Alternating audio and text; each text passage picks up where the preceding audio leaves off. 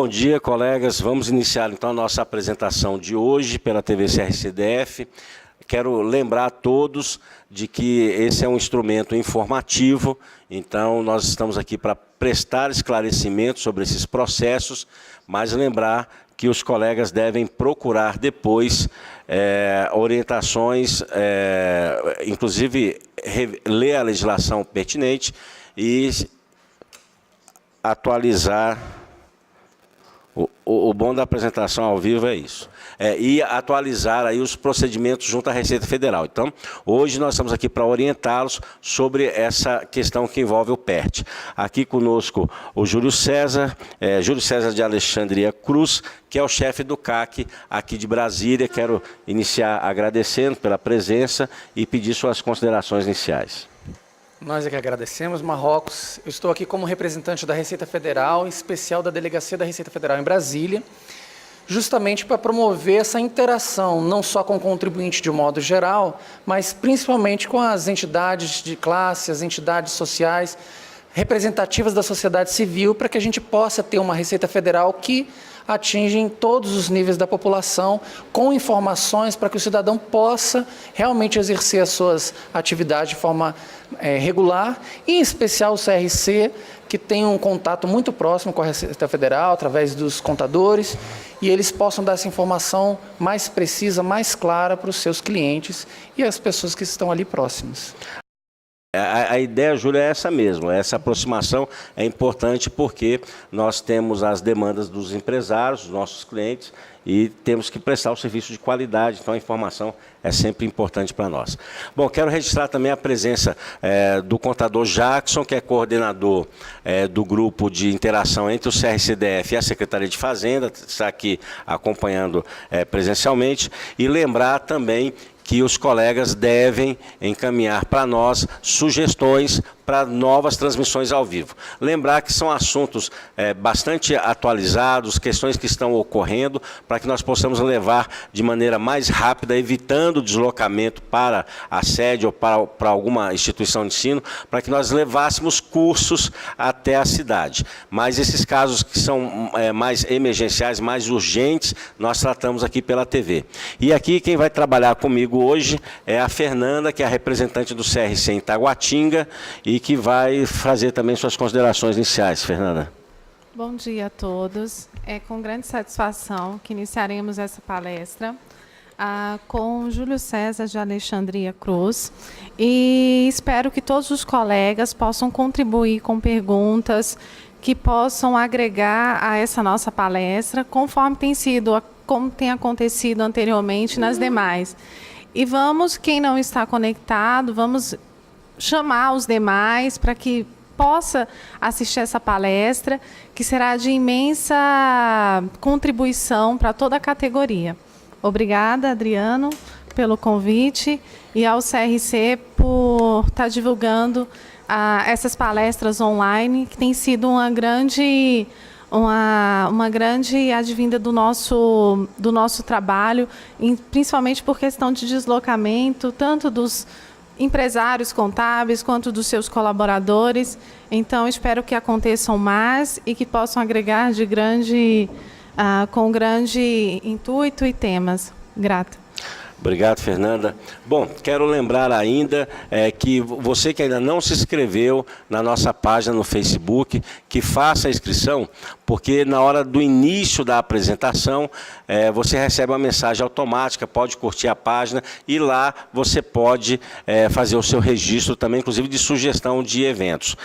Também, durante a apresentação, vocês poderão encaminhar questões para que nós possamos passar para o palestrante, e elas serão respondidas após a apresentação que ele nos trouxe.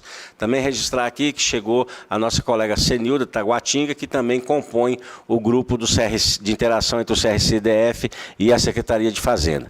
Bom, Júlio, então, feitas as apresentações, vamos aproveitar o seu tempo e iniciar aí com a nossa palestra. Ok, obrigado. Obrigado, Júlio. Vamos lá. Bom, mais uma vez, bom dia. E a gente vai estar falando sobre esse programa especial de regularização tributária, o PERT, editado pela medida provisória 783, e ele foi regulamentado pelas Deixa eu passar aqui o próximo. Para esses dois instrumentos normativos, a Instrução Normativa da Receita Federal 1711 e a Portaria da Procuradoria-Geral da Fazenda Nacional 690. É importante frisar algumas questões com relação ao PERT e com relação a essa palestra também, a dinâmica dessa palestra. Primeiramente, o formato dela. Eu vou fazer uma apresentação completa, espero que seja bastante completa, e ela pode ser complementada com dúvidas após, mas após essa apresentação inicial, já trouxemos algumas dúvidas que o próprio contribuinte já tem, o próprio cidadão, inclusive os profissionais que nos procuram, no Centro de Atendimento ao Contribuinte, o CAC aqui de Brasília, e outras localidades também do país. Inclusive, essa apresentação foi desenvolvida por uma colega do Rio Grande do Sul, ou seja, a gente está tendo uma interação bem grande entre as pessoas da Receita Federal para que possam trazer essa informação mais precisa e mais atualizada possível. Vale destacar que o Marrocos já nos deu essa deixa, que houve uma prorrogação da vigência da medida provisória 783, não da adesão, não do período de adesão, apenas da vigência da medida provisória, para facilitar, inclusive, as votações com relação à regulamentação dessa medida provisória e tornando-a em lei futuramente, é o que esperamos, e eu creio que os senhores estejam acompanhando a tramitação dessa medida provisória no Congresso também. Mas, vamos lá, a apresentação em si. Quais são os débitos abrangidos pelo PERT? Muitas vezes a gente faz a leitura inicial e parece um pouco óbvio, mas eu vou fazer algumas considerações. Primeiramente, os débitos abrangidos são aqueles que têm vencimento até 30 de abril de 2017, incluindo aí a CPMF. Coloquei essa observação porque na lei de criação da CPMF há a vedação para o parcelamento, que no caso da medida provisória, ela, neste caso do PERT especificamente, ela traz essa possibilidade. Desses débitos são aqueles constituídos ou não, ou seja, se a pessoa ainda não declarou, ou se aquela declaração ainda não fez efeito nos nossos sistemas, ela deve declarar já, e esses débitos podem ser incluídos também. De parcelamentos anteriores, inclusive os últimos da Lei 11.941 e suas reedições, e do PRT podem ser incluídos também. Os débitos que estão em discussão administrativa ou judicial também são passíveis de inclusão. E, por fim, aqueles que foram lançados de ofício após, inclusive, a edição da medida provisória 783, fazendo uma pequena ressalva. Se houve um lançamento de ofício para um determinado débito, e esse débito original ele tem vencimento anterior a 30 de abril de 2017, ele pode ser incluído, mesmo que a multa que esteja vinculada a esse débito tenha vencimento posterior. Agora, aqueles lançamentos após a edição da medida provisória, cujo vencimento seja posterior a 30 de abril de 2017, não podem ser incluídos no PERT. Vamos lá? Tem umas ressalvas. A Instrução Normativa da Receita Federal, 1711, ela traz essas ressalvas de forma muito clara. Primeiramente, aqueles contribuintes que têm débitos do Simples Nacional ou do Simples Doméstico. Esses não podem ser abrangidos. Também do CIMEI, porque faz parte da sistemática do Simples Nacional. Os retidos em fonte, faz parte do grupo também, os descontados de terceiro subrogação, não entram. Então, aqueles valores que são retidos do empregador não vão entrar no PERT. Só a parte do empregador. Do empregado não, desculpe. Os lançados de ofício, que são oriundos de sonegação, fraude ou conluio, desde que haja decisão administrativa definitiva, esses também não podem entrar no PERT. Os devidos por incorporadora, optante pelo RET, esses também não podem por conta de vedação do própria lei que instituiu o RET. Tá? Devidos por pessoa jurídica com falência decretada e também no similar da pessoa física com insolvência civil decretada. Agora as modalidades. Na leitura, às vezes fica um pouco confuso e eu creio que aqui vai ficar um pouco mais clara essa questão das modalidades. Vamos tratar primeiro das modalidades sem redução. Sem redução, no âmbito da Receita Federal, eles têm duas formas. A primeira, nesse parágrafo inicial, nesse parágrafo de cima, é o pagamento à vista da entrada, Sobre o débito consolidado total, vai se calcular 20% do valor e aí vai ser feito o pagamento de uma entrada. Essa entrada pode ser dividida em 5 vezes, pagando a primeira em agosto, setembro, outubro, novembro e dezembro. E o restante, ele pode ser abatido com a utilização de prejuízo fiscal, base de cálculo negativa de contribuição social ou outros débitos, outros créditos que a pessoa tenha já informados para a Receita Federal ou informados através de PERDECOMP até a data da adesão. Tá? Vale também uma ressalva, que não está colocado aqui, faltou esse item. Se houver um valor remanescente, ele pode ser dividido, como é dividido o parcelamento convencional, em até 60 meses, como já foi falado, sem redução. Então, só explicando um pouquinho mais essa situação. Primeiro, a pessoa paga uma entrada de 20% do valor da dívida consolidada sem redução. Depois ele vai utilizar os créditos oriundos de prejuízo fiscal, base de cálculo negativa de contribuição social ou outros créditos que ela já tenha solicitado. E, por fim, caso haja um resíduo, ela pode fazer o parcelamento em até 60 meses. A segunda forma de opção sem redução é parcelar o débito total em 120 parcelas. Essa forma é bem parecida com o que tinha antes no PRT, só que com a diferença de valores em relação às alíquotas que são cobradas nas parcelas. As 12 primeiras parcelas, o contribuinte, o cidadão, vai pagar com 0,4% do valor da dívida consolidada. Esse vai ser o valor de cada parcela. Depois, nas 12 seguintes, da 13ª até a 24ª, com 0,5%, da 25ª até a 36ª, com 0,6%. As demais parcelas, as demais 84 parcelas, ele vai fazer uma divisão pelo total da dívida e fazer esse parcelamento final até 120 parcelas.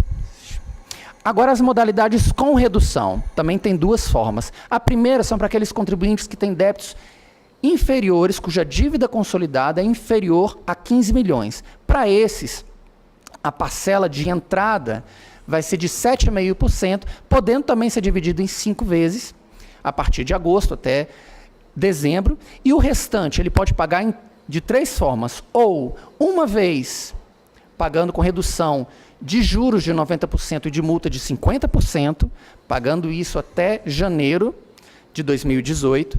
A segunda forma é dividindo o total da dívida do montante restante em 145 parcelas com redução de 80% dos juros e 40% da multa.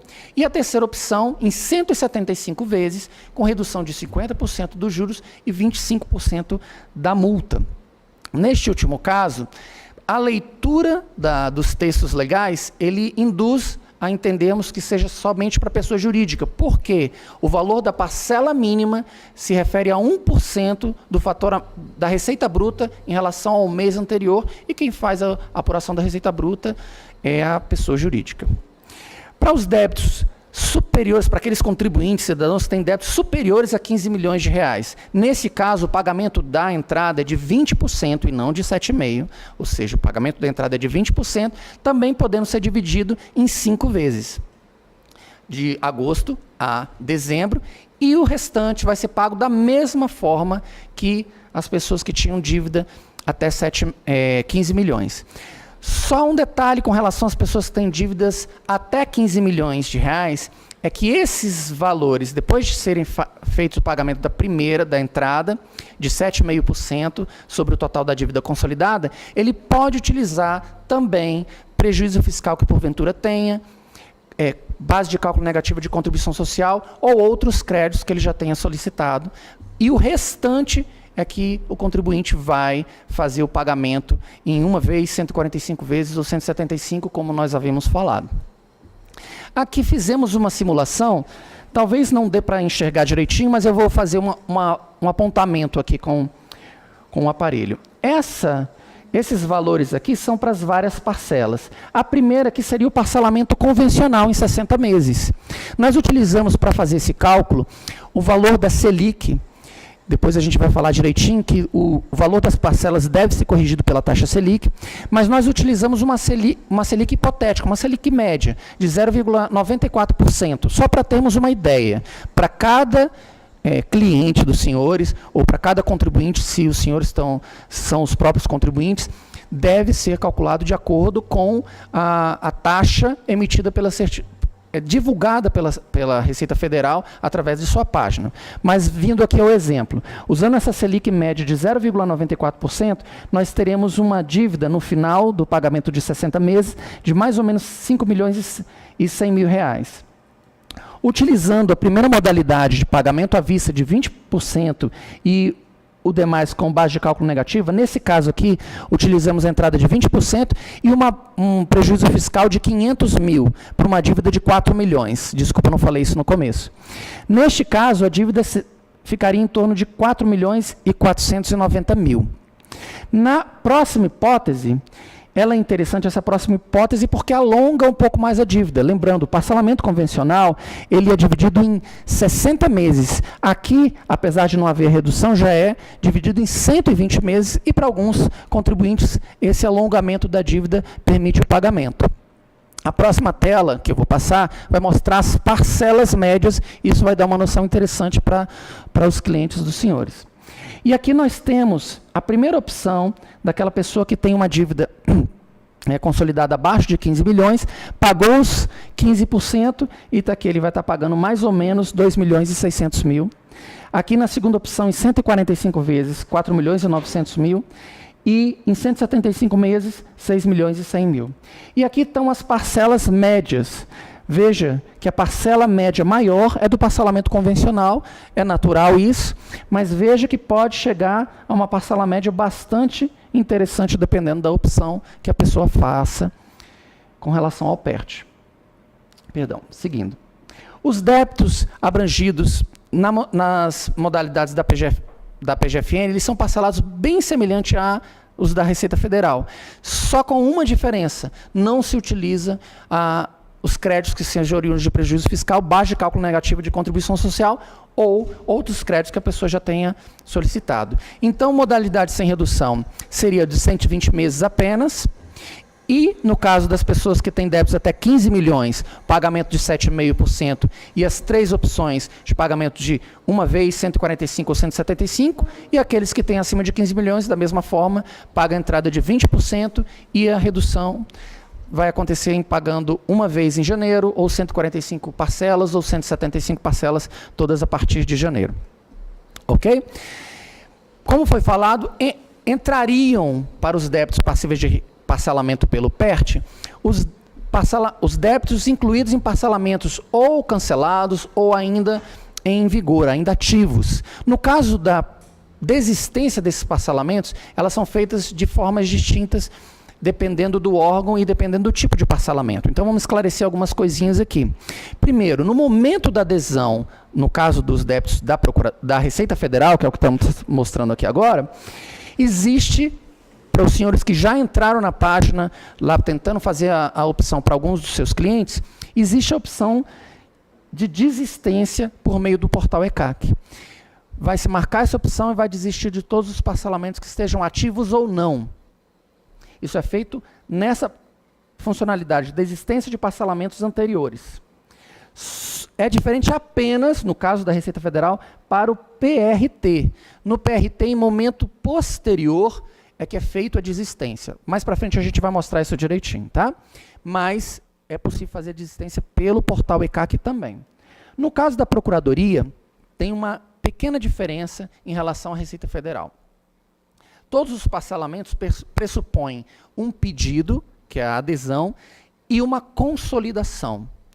No caso da Receita Federal, o pedido vai ser feito agora, até 31 de agosto, já vamos falar dos prazos, mas a consolidação ainda vai ser realizada em momento posterior a ser divulgado pela Receita Federal.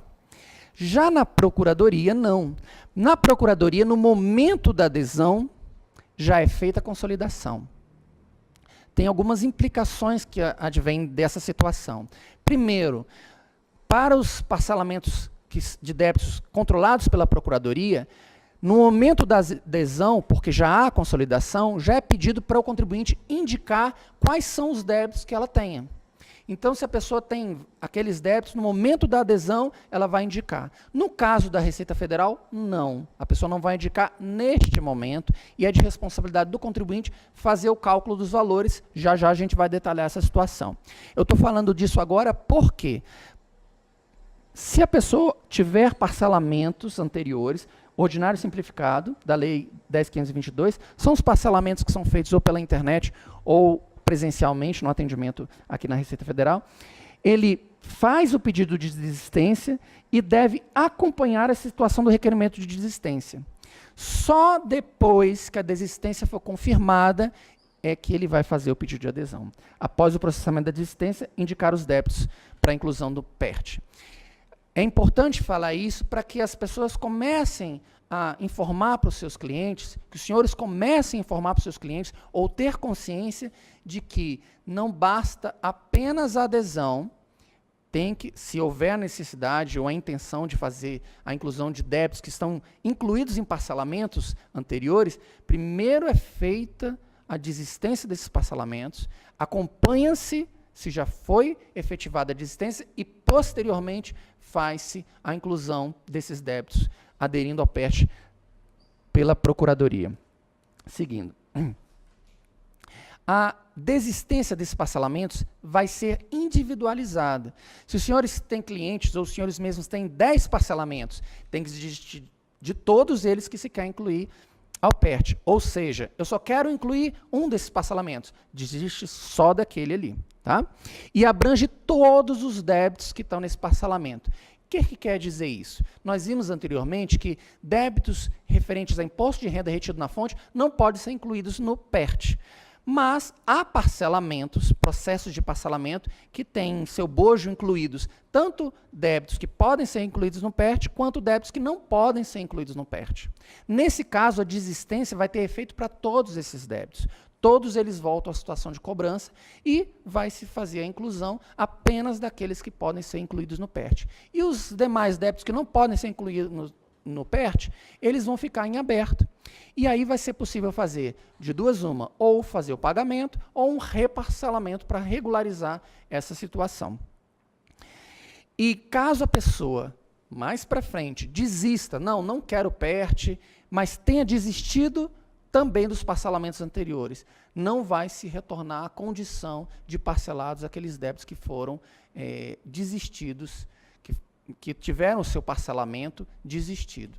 Por isso é importante que se veja exatamente o que se quer parcelar, para que não gere esse dissabor de, depois de ter desistido de um parcelamento, se arrepender e não poder mais voltar. De qualquer forma, há a solução de se fazer o reparcelamento desses débitos também. Ok? Vamos lá. Desculpe. Um detalhe importante é com relação a outra implicação, que eu já ia deixando passar, mas essa é muito importante. Se a pessoa tem um parcelamento, e neste outro parcelamento havia possibilidade de redução, de algum tipo de redução, normalmente de multa e juros, se a pessoa desistir deste parcelamento, por exemplo, da Lei 11.941, se ela desistir do parcelamento da Lei 11.941, os débitos voltam a ser cobrados sem as reduções. Ou seja, eles voltam aos valores originais antes das reduções. Isso é importante também. Alguns contribuintes, alguns profissionais têm nos perguntado qual que é mais vantajoso. Mesmo tendo feito aquele demonstrativo que fizemos anteriormente, vale a pena fazer o cálculo para mostrar para o seu cliente se vale a pena ou não. Em algumas situações, vai se ver que não vale a pena pelo valor. Às vezes vai valer a pena por postergar um pouco mais o pagamento da dívida. Outros não vão valer a pena por postergar, mas vai valer a pena pelo valor, e aí cada cliente, cada contribuinte vai tomar a decisão que melhor lhe favorece. Na Receita Federal, a adesão é feita exclusivamente pelo site da Receita Federal. Algumas pessoas têm ido até o atendimento presencial tentar fazer o parcelamento lá. Nós não fazemos e não podemos fazer, porque isso é de responsabilidade do contribuinte e pelo portal ECAC. Situações que fogem ao padrão, elas são resolvidas de forma diferente do padrão, mas em princípio até 31 de agosto será feito pelo portal. O prazo é justamente esse, tanto para a Procuradoria quanto para a Receita Federal, falando agora da Receita Federal, até 31 de agosto. Depois pode fazer opção? Não pode, só tem até 31 de agosto. A consolidação, como eu já havia falado, vai ser em momento posterior à adesão. Primeiro vai se fazer a adesão, já vai se pagar, calcular e se pagar como se o parcelamento já tivesse sido consolidado, mas futuramente vai ser feita a consolidação. Se os senhores têm experiência de parcelamentos especiais anteriores, semelhante ao que aconteceu anteriormente, num determinado momento a Receita vai informar o contribuinte que ele vai ter que fazer a consolidação e nesse momento é que ele vai indicar os débitos que ele quer parcelar. Só também na consolidação é que os valores referentes ao prejuízo fiscal, base de cálculo negativa de contribuição social e outros créditos vão ser informados também para validação no momento posterior. E principalmente essa informação. Caso o contribuinte tenha aderido, esteja pagando tudo em dia, tudo certinho, ele esteja cumprindo todas as formalidades que implica a adesão ao parcelamento, mas não fizer a consolidação no momento oportuno, ele infelizmente vai perder a opção do parcelamento pelo PERT. Então fiquem atentos para esse momento da consolidação, que ele é muito importante. Com relação à Procuradoria, da mesma forma, a adesão é feita pela página da Procuradoria, pelo portal da Procuradoria. Com exceção, aqui ficou um pouquinho apagado, mas aqui está escrito o endereço da Procuradoria na internet. A exceção que se faz é com relação ao FGTS, da Lei Complementar 110. A exceção porque o controle é feito pela Caixa Econômica e a opção tem que ser feita lá na Caixa Econômica, inclusive os pagamentos têm que ser feitos em documento próprio da Caixa Econômica, ok? Mas o prazo permanece o mesmo, de 1º a 31 de agosto desse ano. No momento da adesão, que eu já havia falado para os senhores, no momento da adesão já se faz a consolidação. Vou ressaltar, porque é importante, eu creio que essa vai ser um grande problema que alguns contribuintes vão ter. Primeiro faz-se a desistência de parcelamentos anteriores, acompanha-se essa desistência e depois faz a opção quando se tem a consolidação já nesse momento. Seguindo. De qualquer forma, para os dois órgãos, os requerimentos são distintos para débitos previdenciários e débitos não previdenciários. Fazendo uma ressalva que aqueles débitos previdenciários que são recolhidos em forma de DARF, eles seguem os mesmos critérios dos demais débitos. E a diferenciação com relação ao FGTS, da Lei Complementar 110, que ele vai ser feito, o pedido na Caixa Econômica, mais uma vez. O efeito do pedido só vai ser constatado quando houver a confirmação do pagamento. Pode acontecer da pessoa ter pago e ainda não ter sido feita a confirmação. Para todos os efeitos, ainda não aderiu. Depois de confirmado o pagamento em nossos sistemas, pronto, já foi feita a adesão. E a implicação disso é principalmente para quem necessita de certidão. A gente vai estar falando um pouquinho disso daqui a pouquinho. Seguindo. Os valores mínimos. R$ 200 para pessoa física, R$ 1.000 para pessoa jurídica. Se no cálculo das parcelas, ou mesmo da entrada, houver a apuração de valor menor do que o valor mínimo, tem que se pagar o valor mínimo com as devidas correções. O que quer dizer isso? Se a pessoa viu que os 7,5% daria um valor inferior, por exemplo, a R$ 1.000, ela vai... Se ela fez a adesão em agosto, paga-se R$ 1.000. Em setembro, R$ 1.000 mais a taxa Selic. E assim por diante. Sempre a Selic vai ter que ser acrescentada. E o final é que vai haver as reduções de acordo com a forma que a pessoa escolher da opção. E vale a observação, sempre a taxa Selic. Seguindo, cálculo das prestações. No caso da Receita Federal, como informei para os senhores, como a consolidação não é feita naquele momento e a consolidação implica o cálculo de todos os valores que os contribuintes devem, como não é feita neste momento, é de responsabilidade do próprio contribuinte, do próprio cidadão, verificar qual é o valor consolidado da dívida hoje e acompanhar essa dívida no decurso das parcelas que eles estiverem pagando. Esperamos que a consolidação venha logo e que, inclusive, a Receita Federal consiga, nesse meio tempo, desenvolver um sistema que possa fazer esse cálculo de uma maneira mais efetiva. Mas, por enquanto não for consolidado, a responsabilidade é do contribuinte de fazer esses recolhimentos. No ECAC existe a possibilidade da pessoa colocar o valor e vai ser nessa possibilidade vai ter o cálculo dos juros. Mas veja, a Receita Federal não vai se responsabilizar pelo valor colocado ali naquela ferramenta. O contribuinte tem que colocar o valor correspondente à parcela que ele deseja fazer o recolhimento. Já no caso da Procuradoria, porque a adesão e a consolidação são em um momento conjunto, agora na adesão, agora nesse mês de agosto, então a própria Procuradoria já vai emitir o DARF. Não se faz, no caso da Procuradoria, DARF avulso para o pagamento do PERT. Se fizer o DARF avulso e for fazer o pagamento, e esse pagamento for aceito pela rede bancária, ele não vai ser considerado. Ou seja, tem que se fazer o cálculo pela página da Procuradoria. Minha sugestão é sempre que, se os senhores têm clientes nessa situação, procure já emitir a parcela do mês, no começo do mês, para evitar qualquer eventualidade que possa acontecer de uma falha de sistema ou qualquer coisa do tipo. Códigos para pagamento. No caso da Receita Federal, como os pagamentos são feitos de forma manual, nós temos 2 códigos para débitos previdenciários, 4141 para pessoa jurídica e 4142 para pessoa física, e os 5190 para os demais débitos e os débitos previdenciários recolhidos em DARF. No caso da Procuradoria, como o DARF é emitido pelo próprio sistema, então os senhores não precisam se preocupar com o código, basta que paguem de acordo com o DARF emitido pelo sistema. Isso. Passei? Não, passei não. Pronto. Débitos em discussão administrativa ou judicial. Inicialmente falamos que esses débitos também podem ser parcelados pelo Programa Especial de Regularização Tributária, mas eles têm algumas peculiaridades. Primeiro, no caso dos débitos que estão em discussão judicial, o contribuinte necessita desistir dessa discussão judicial. Todo parcelamento na Receita Federal, ele é liberado para os contribuintes, desde que ele não esteja discutindo aquele débito, para fazer até um censo nessa situação.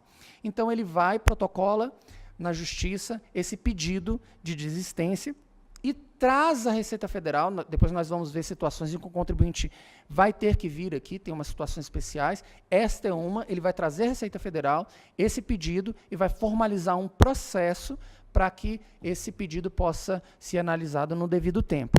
No caso, isso vale tanto para os débitos que estão em discussão judicial no controle da Receita Federal, quanto no controle da Procuradoria. No caso de decisão administrativa, a desistência vai ser tácita lá ao final, quando houver a consolidação. Houve a consolidação, naquele momento, ele vai marcar os débitos que ele quer parcelar, marcando um débito que esteja em discussão administrativa, pronto, já se entendeu que a pessoa está desistindo da discussão administrativa. Alguns contribuintes, alguns contadores têm me perguntado se ele pode dar entrada juntar uma petição desistindo. Pode, não necessita, mas pode, para a paz de espírito de alguns, né? E aí vai o atendimento da Receita Federal, o atendimento presencial, e solicita a inclusão, fazer uma juntada de um documento ali, naquele processo. Agora, tem as situações em que débitos que estão em discussão administrativa ou judicial podem entrar no PERT, e na mesma discussão, outros débitos. Se faz da mesma forma como eu falei anteriormente sobre o parcelamento. Ele vai pedir a desistência da discussão em relação àqueles débitos que ele quer que entre no PERT. Aqueles débitos que ele não quer, ele não precisa fazer de desistência. Ok? Então, ele vai solicitar justamente essa diferenciação entre os dois tipos de débito. A utilização do crédito. A observação que se faz é que esses créditos oriundos de prejuízo fiscal ou base de cálculo negativa de contribuição social, eles se referem, no máximo, até o período de 31/12/2015, declarados até o final de julho de 2016. Essa é a condição. São débitos do próprio responsável ou corresponsável de empresas controladoras ou controladas. Primeiro vão ser utilizados os prejuízos fiscais, os créditos de modo geral, prejuízo fiscal, base de cálculo negativa de contribuição social ou outros créditos da própria pessoa. Depois é que se faria a utilização de créditos de corresponsável, controladoras e controladas. As alíquotas, eu não vou entrar em muitos detalhes, vou só dizer que tem, para cada empresa tem uma situação, mas de prejuízo fiscal é até 25%, e no caso de base de cálculo negativa de contribuição social, 20%, 17% e 9%. A utilização dos créditos. O importante nessa situação é com relação ao PER-DECOMP. A PER-DECOMP tem que ser, que é o pedido eletrônico de restituição ou declaração de compensação, ela tem que ser transmitida antes da consolidação. Eu sugiro, inclusive, que converse com seus clientes e os senhores mesmos verifiquem para que dê entrada nesse pedido antes mesmo da adesão, para que se tenha ideia exata, principalmente para aqueles clientes que precisam de uma certidão, para aqueles contribuintes que precisam de uma certidão, é necessário que eles saibam exatamente quais os valores de créditos para poderem apresentar no momento da solicitação de certidão. No caso do indeferimento dos créditos, pedir a inclusão de determinados créditos e eles forem indeferidos. O contribuinte tem até 30 dias para fazer o pagamento em espécie desses valores para que sejam considerados amortizados. E parece redundante, mas vale a pena ressaltar, algumas pessoas já me perguntaram essa situação, vale a pena, que não poderão ser utilizados tanto créditos que já tenham sido utilizados, se já foi utilizado por compensação para alguma coisa, não pode ser utilizado de novo, além dos objetos de pedido de restituição, compensação, que tenham sido indeferidos. Se foi indeferido uma vez, ele não vai poder ser utilizado.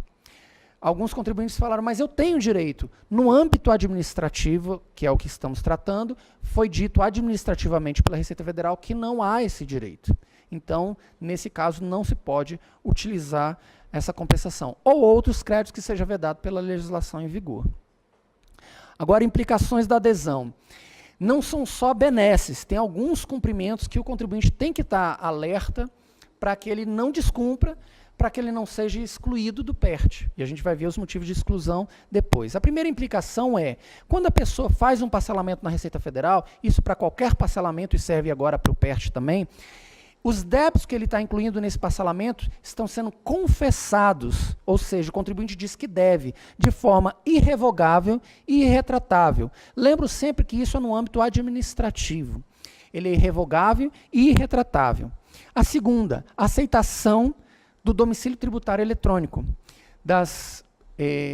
Esse já é o último, deixa eu falar do segundo. Aceitação de todas as condições estabelecidas no PERT. Faz sentido, e da legislação em vigor. O dever de pagar regularmente as parcelas dos débitos consolidados no PERT e de débitos vencidos após 30 de abril de 2017. Lembrando, os débitos que entram no PERT são vencidos até 30 de abril, e os que não entram têm que pagar regularmente também. Mas, a vedação de inclusão de débitos que compõem o PERT em outros parcelamentos. Ou seja, incluiu no PERT, a não ser que o próximo parcelamento diga que pode, em princípio, não se pode. Vou dar exemplos para os senhores entenderem. O PRT, por exemplo, quando ele foi instituído pela medida provisória 766, ele inibia também, uma das implicações era que o contribuinte não poderia parcelar os débitos incluídos no PRT em outros parcelamentos. No entanto, a medida provisória 783, ela possibilitou esse parcelamento. Então, se a próxima legislação que oferecer algum tipo de parcelamento, caso ela exista, ela não expressar de forma clara, explícita, que pode parcelar débitos anteriores, não se pode. E no caso do PERT, diz que já está vedado. Mais uma. O dever também não só de pagar os débitos vencidos após 30 de abril, mas também do FGTS. E aí, o que é importante também, tanto para a Receita Federal quanto para a Procuradoria, eu comecei já falando, mas deixei agora para esse momento, que é o expresso consentimento de utilização, de implementação do endereço eletrônico para envio de documentação, que no caso é o domicílio tributário eletrônico. As pessoas já consentem isso daqui. Qual a implicação dessa especificidade? Quando houver a consolidação, a comunicação vai ser feita por meio desse endereço eletrônico. Por isso que é importante que a pessoa esteja atenta, que ela não vai receber uma cartinha, ela não vai receber uma comunicação diferente da eletrônica para o momento da consolidação, no caso da Receita Federal. Tá?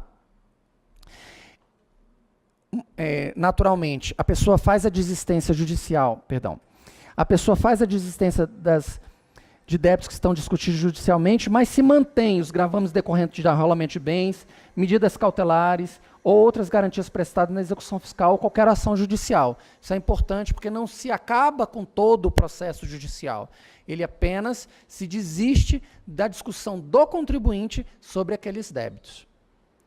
E para a Procuradoria tem uma exclusividade que é o dever, que é natural, faz parte, inclusive, dessa comunicação eletrônica, do contribuinte estar acessando a página da Procuradoria para, além dos comunicados, também a emissão dos DARFs correspondentes a cada mês.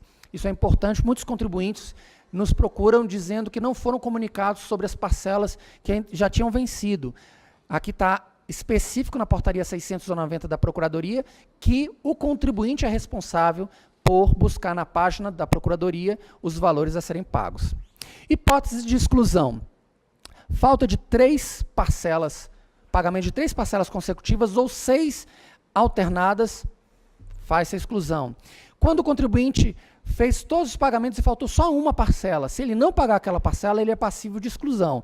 Vou só ressaltar essa situação. Imagina que um dos senhores ou um dos seus clientes fez o pagamento de tudo certinho, até a 74ª parcela e a última ele não pagou. Se ele não fizer esse pagamento em tempo hábil, pode ser que ele seja excluído e todos os benefícios que ele tem obtido ele perca. Então vale a pena ficar atento até o final. É um trabalho que tem que ter, mas é um trabalho que tem algumas benesses que são interessantes para alguns contribuintes. Outra, se ele não pagar débitos vencidos após 30 de abril de 2017, também é passível de exclusão. E, por fim, quando o contribuinte, eu creio que não seja nenhum dos senhores e nenhum dos seus clientes, mas os contribuintes que tentam esconder o patrimônio que se tem para que não se possa fazer o pagamento devido das parcelas. Isso também é uma forma, caso a Receita verifique, uma forma de exclusão. Mas aquelas pessoas que decretaram falência, da mesma forma que não podem aderir, tanto a pessoa jurídica que decretou falência, quanto a pessoa física que tem insolvência civil decretada, também, se acontecer isso no meio do caminho, vai ser excluído do PERT. As pessoas que têm concessão de medida cautelar fiscal, ou seja, há um instrumento judicial contestando aquela situação, ela também é excluída por uma questão até de lógica. Se ela está dizendo que não seria para cobrar, ela não pode estar parcelando e confessando irretratavelmente. A declaração de inaptidão da pessoa jurídica também é um fator de exclusão. E no caso da Receita Federal, quando há a situação de não reconhecimento dos créditos que ela porventura tenha e não se fez o pagamento e até 30 dias depois, também se exclui do PERT. Tá?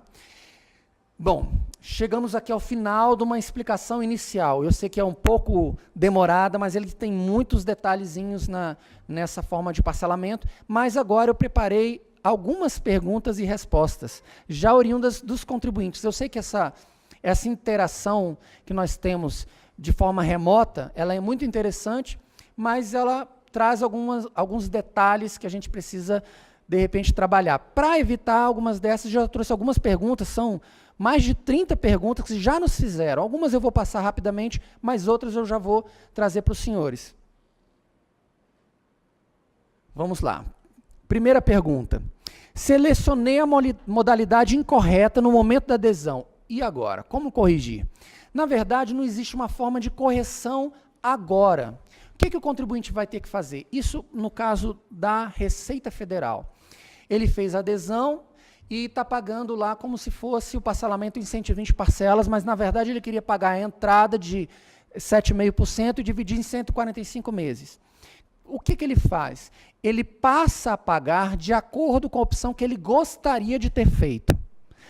Veja, ele fez a opção errada, mas ele não vai pagar como na opção errada, ele vai pagar como na opção que ele considera que seja acertada. Quando chegar lá na consolidação, aí sim ele vai poder fazer essa correção. Então, neste momento não é possível a correção, ok? Próxima pergunta. Posso escolher os débitos de inscrição que farão parte do PERT, como falado anteriormente? Sim, na verdade o contribuinte é que diz quais os débitos. Podem ter débitos que são passíveis de inclusão no PERT que o contribuinte não queira parcelar. É uma opção que ele vai ver qual é a benesse de uma coisa ou outra. Então ele pode sim e deve no momento da adesão que é consolidado já da Procuradoria e no momento da consolidação que vai ser posteriormente da Receita Federal. Uma pessoa possui diversos processos administrativos em discussão. Pode desistir de apenas um deles? como eu disse anteriormente, ele vai escolher quais os débitos. Então, também para os processos administrativos, processos em discussão judicial, ele pode escolher aquilo que ele quer que entre e desistir apenas daquilo que ele quer, cujos débitos ele quer que entre no PERT. Empresa do Simples. Lembrando que o Simples Nacional não pode ser incluído, mas a empresa do Simples que possui débitos de outros tributos, no caso aqui nós citamos do PIS e da COFINS, anteriores à sua inclusão no Simples, ela pode parcelar? Pode parcelar pelo PERT. O que não se pode parcelar são os débitos oriundos do Simples Nacional. INSS de empregada doméstica. Só fazer uma ressalva. Se os senhores notarem, a gente pulou alguns números, não foi proposital, mas algumas respostas tinham uma tradução muito local, ou seja, que eram adotados aqui na delegacia. Se os senhores tiverem essa dúvida, eu até explico. Mas como elas eram muito locais e esse vídeo, quando vai para o YouTube, acaba tendo uma abrangência maior do que a gente pode controlar, né? Eu preferi que essas dúvidas fossem excluídas, mas se houver, a gente dá a resposta no tratamento local também.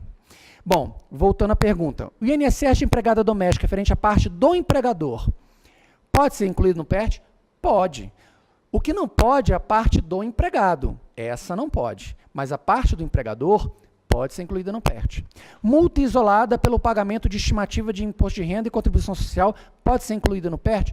Todas as multas isoladas, inclusive essas, podem ser incluídas no PERT, desde que a data do vencimento da multa isolada não seja superior a 30 de abril de 2017.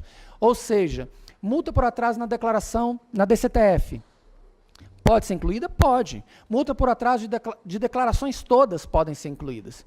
Então, multas isoladas podem sim ser incluídas.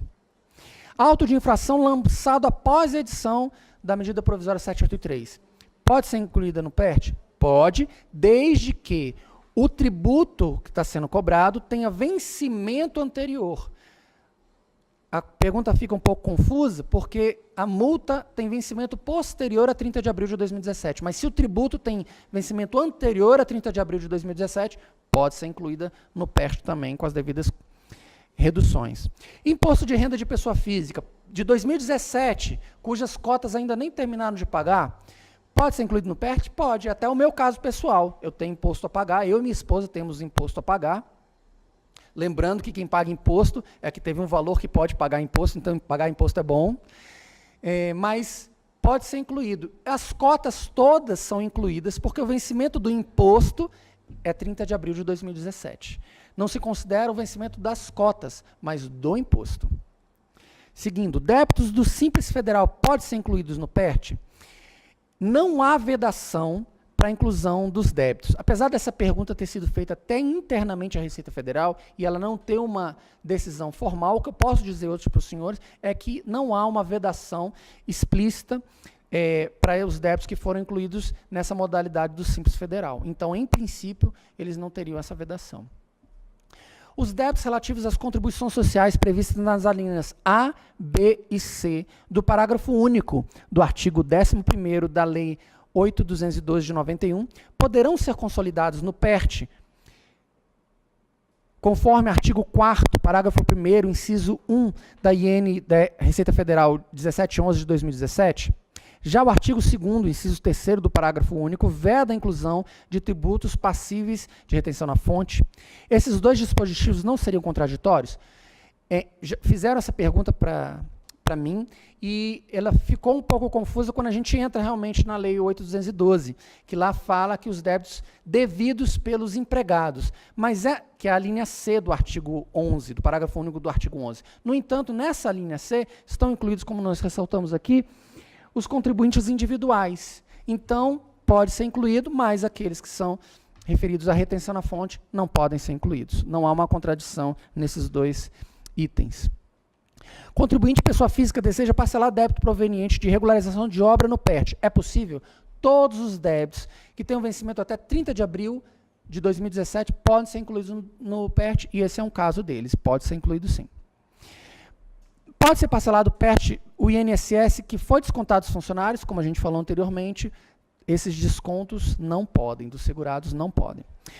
O que fundamenta a vedação de liquidação por meio do PERT de valores devidos por empresa incorporadora optante do RET? Pergunta talvez não tenha ficado clara, mas eu vou traduzir. Por que que o RET não pode ser incluído no PERT? No caso do PRT, a inclusão também estava implícita, porque a Lei 10.931, ela veda a opção de inclusão. Como o PERT, agora, os débitos incluídos no PERT não podem ser parcelados futuramente, também, no caso da Lei 10.931, o RET não pode ser parcelado. E para que houvesse a desconsideração desse artigo, deveria vir expresso na medida provisória.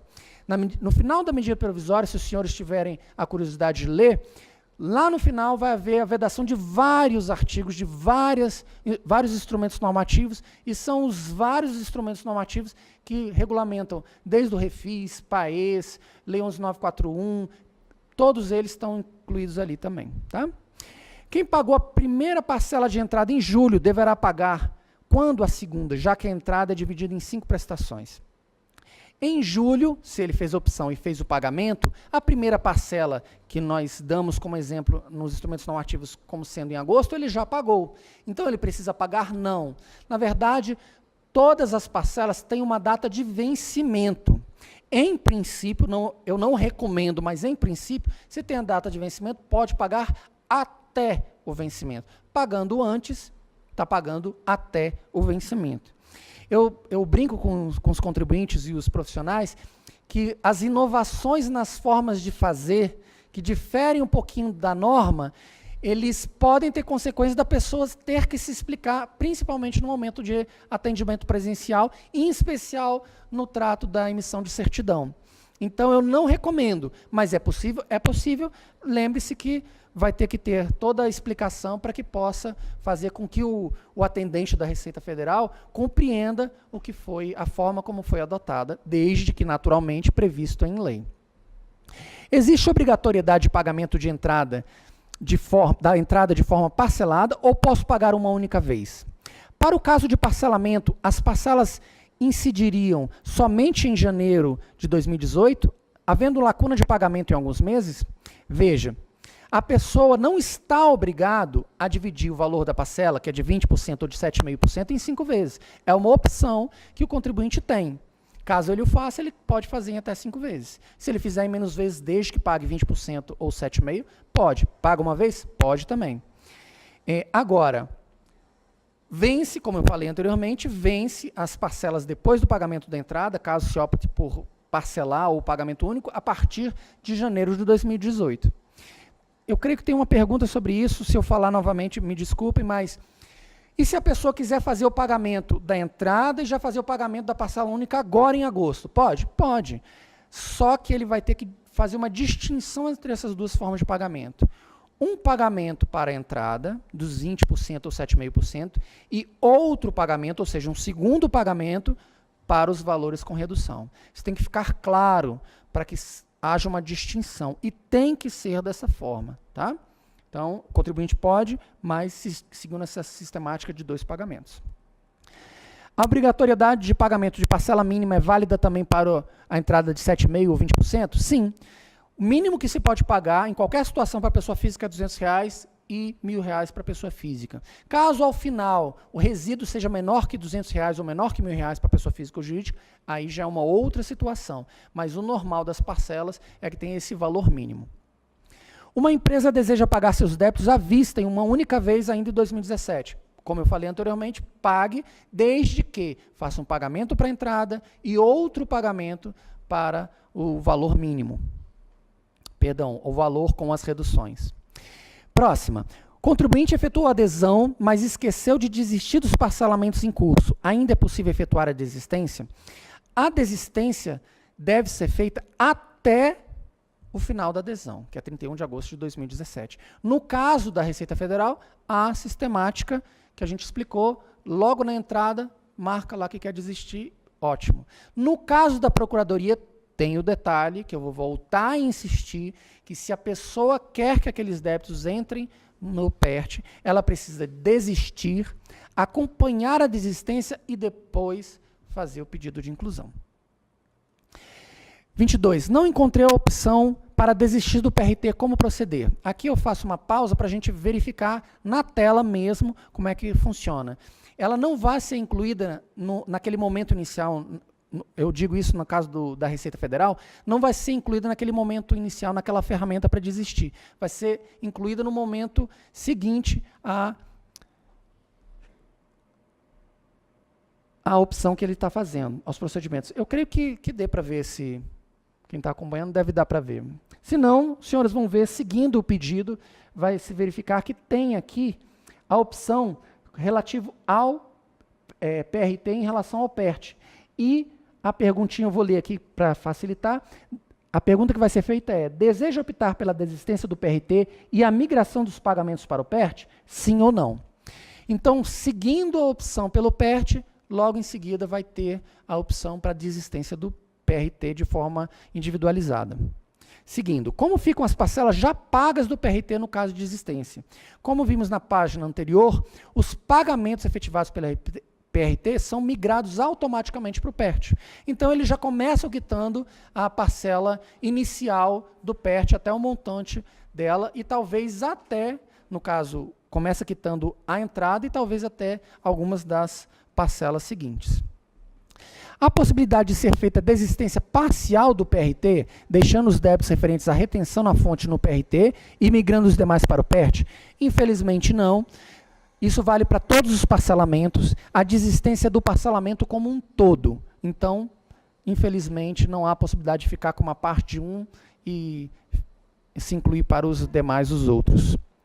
Posso utilizar prejuízo fiscal nas modalidades de procuradoria? Na procuradoria, como vimos anteriormente, não há essa possibilidade. O contribuinte tem as opções que não incluem a utilização de créditos que ele tem de prejuízo fiscal, base de cálculo negativo de contribuição social ou outros créditos que foram solicitados através de PRDCOMP.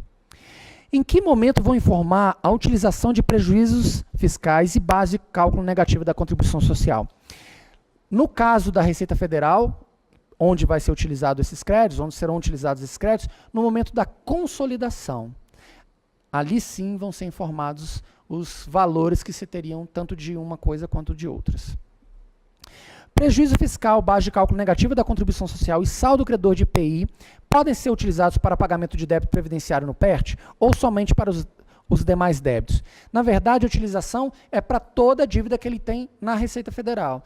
Ele só não pode utilizar, por exemplo, no caso da limitação do prejuízo fiscal, que é de 25%, ele não pode usar 25% para débitos previdenciários e 25% para demais débitos. Não. Ele tem 25% para utilizar sobre todos os débitos que ele tenha. Ele pode utilizar 20% para demais débitos e 5% para débitos previdenciários. Aí a formatação é do contribuinte.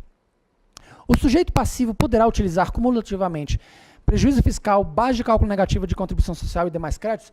Todos os créditos que ele tem, de acordo com as alíquotas que foram colocadas. Tá?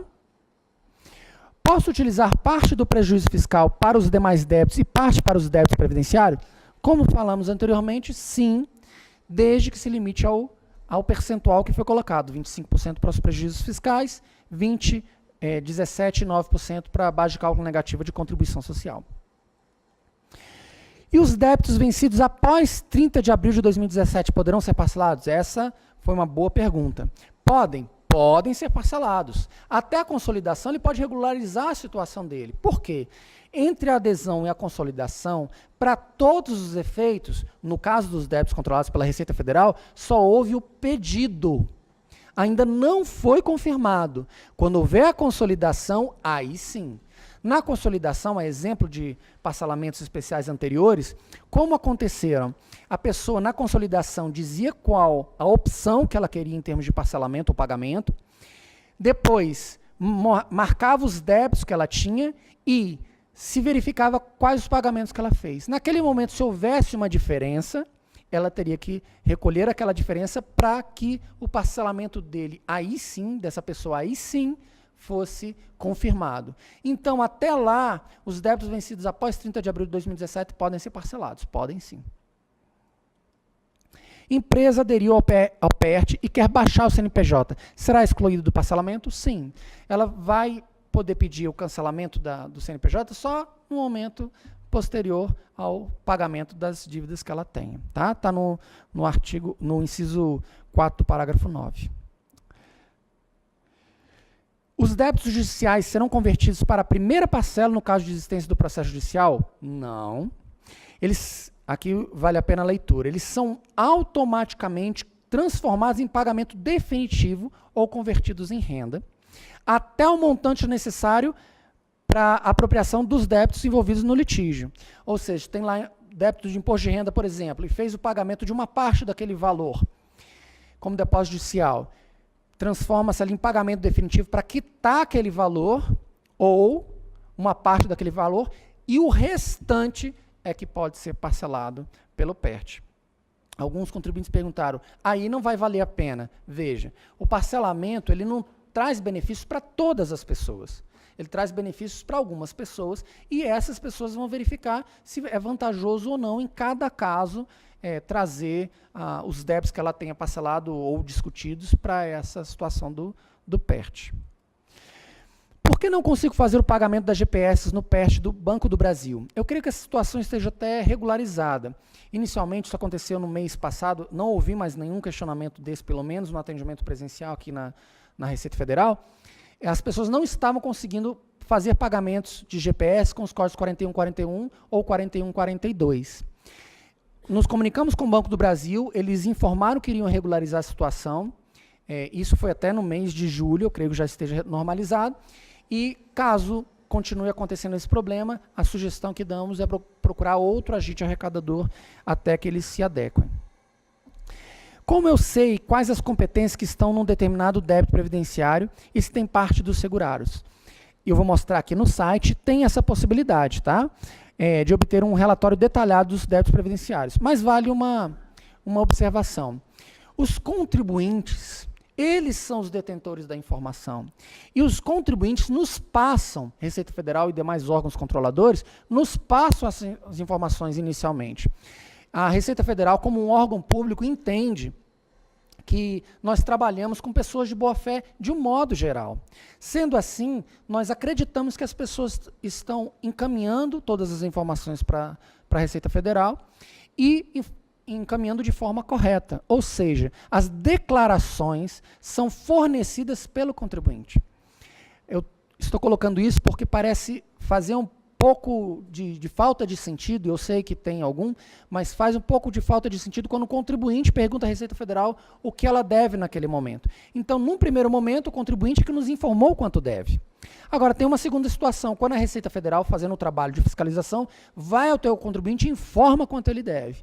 Nesse caso, o contribuinte é notificado, então ele já sabe. Mas, de qualquer forma, quando existe muito isso, a mudança de contabilidade, e às vezes as informações não vêm todas, ou o contribuinte entende bastante do negócio, mas não entende da parte contábil ou da parte administrativa e terceiriza esse serviço, contrata profissionais para esse caso, eu entendo essa situação, mas vale essa observação, que basta consultar nas declarações que são feitas. No caso específico dos débitos previdenciários, na página da Receita, se os senhores virem, tem aqui cobrança e fiscalização, serviços para a empresa, cobrança e fiscalização, cobrança, regularização de débitos, intimação de pagamentos de FIP e GPS, e aqui acesso direto, e aí já vai ter as informações dos débitos que a pessoa tenha no âmbito previdenciário. Para aderir ao PERT, tem que fazer adesão ao DTE? Não. Para aderir ao PERT, é obrigatório autorizar a implementação do endereço eletrônico, com habilitação de caixa postal no ECAC. É um pouquinho diferente. A pessoa não tem que fazer, ela já está, posso dizer tacitamente, mas no momento da adesão, ela já está autorizando. Isso é uma das implicações do PERT. Aqui está a situação da liberação do domicílio tributário eletrônico. Quando ela está fazendo a opção, lá naquele momento ela já vai dizer, o senhor autoriza a implementação do endereço eletrônico? Sim ou não? Se a pessoa não quiser a implementação do endereço eletrônico, infelizmente ela não pode aderir ao PERT. Agora, se ela quer aderir ao PERT, uma das implicações é a implementação do endereço eletrônico. Não se pode ganhar todas, né? Fazer todas as situações possíveis. E aqui ela autoriza sim ou não. Bom, para terminar o nosso perguntas e respostas, tem algumas situações em que, mesmo que a Receita Federal e a Procuradoria tenham feito tudo para que fosse implementado, aderido pela internet, consolidado pela internet, algumas situações peculiares acabam obrigando o contribuinte a vir até a Receita Federal. Para isso, eu gostaria de dizer, como representante da delegacia aqui em Brasília, que nós estamos procurando melhorar a disponibilização de senhas. Eu sei que é uma reclamação justa dos contadores, dos contribuintes de um modo geral, mas nós estamos caminhando para implementar e eu conto com a ajuda dos senhores para isso. Por quê? Muitas vezes nós liberamos senhas, num número até bastante razoável, as pessoas agendam e não vêm, ou cancelam no final do dia, quando outra pessoa nem teria possibilidade de obter esse agendamento. Vou dar um exemplo de hoje. Nós liberamos 30 senhas para obra de pessoa jurídica. 30 senhas é mais que suficiente para atender a demanda normal. Aliás, era para sobrar senhas. Ontem eu consultei, no final do dia, todas tinham sido agendadas, todas as 30. Hoje de manhã, quando eu vou ver, infelizmente, nós temos um número bem reduzido em relação a essas 30. Ou seja, nós precisamos contar com a ajuda dos senhores que verifiquem se há realmente a necessidade de comparecimento. Caso contrário, a gente acaba cerceando um outro contribuinte que tem essa necessidade de obter o atendimento. Naturalmente, nós buscamos instrumentos que possibilitam o preenchimento dessas vagas, mas não é o procedimento normal e, eventualmente, nós não conseguimos preenchê-la de forma presencial. Mas é uma colaboração dos senhores que eu já solicito agora. E tem relação direta com essas situações de comparecimento na Receita Federal. Se os senhores não sabem, desde junho, que o atendimento da Receita Federal, tanto para pessoa física quanto para pessoa jurídica, de um modo geral, agendado. Então, é importante que a gente tenha isso em mente quando a gente vai solicitar um serviço. Veja com seus clientes, com as pessoas que os senhores prestam serviço, ou os senhores mesmos, caso tenham interesse em entrar no PERT, se alguma das situações já coincide com a situação de um dos seus associados, de um dos seus colaboradores, dos seus clientes, para que já possam logo no começo do mês procurar a Receita Federal, para não ter o dissabor no final do mês de ter que ir lá e conversar para ver se tem jeito de atender numa necessidade como nós vemos normalmente, né? Mas vamos lá. A primeira necessidade, solicitação de desmembramento do débito. O débito previdenciário, quando ele é cobrado referente a várias competências. Então, essas competências são consolidadas no que nós chamamos de DEBCAD, é o termo técnico interno. Esses débitos, esse débito previdenciário, se incluir débitos passíveis de inclusão no PERT e outros não passíveis, eles têm que ser desmembrados e há necessidade do contribuinte comparecer para o desmembramento desses débitos. Ele pode ou fazer o pagamento à vista da parte que não pode entrar no PERT, ou solicitar o desmembramento, aí ele vai protocolar um requerimento lá na Receita Federal. Segunda situação, desistência de parcelamentos previdenciários de débitos sob o controle da Procuradoria. Nesse caso, precisa ir ao atendimento presencial também para protocolar um requerimento. Terceira situação, para solicitar o valor de um débito previdenciário separado em principal, multa e juros. Os senhores mesmos podem calcular, mas a Receita Federal pode fazer essa descrição, bastando fazer um agendamento para esse serviço. Para protocolar um pedido de desistência das renúncias de ações judiciais. Depois que é protocolado na Justiça, tem que formalizar um processo na Receita Federal e esse processo é encaminhado para o setor competente para testar essa homologação. Para solicitar a formação de débito de um contribuinte individual, segurado especial ou empregador doméstico. Esses débitos, eles não são parceláveis de imediato. Eles precisam primeiro ser constituídos, como eu falei anteriormente, naquilo que a gente chama de DEBCAD, eles precisam ser constituídos para depois poderem ser parcelados.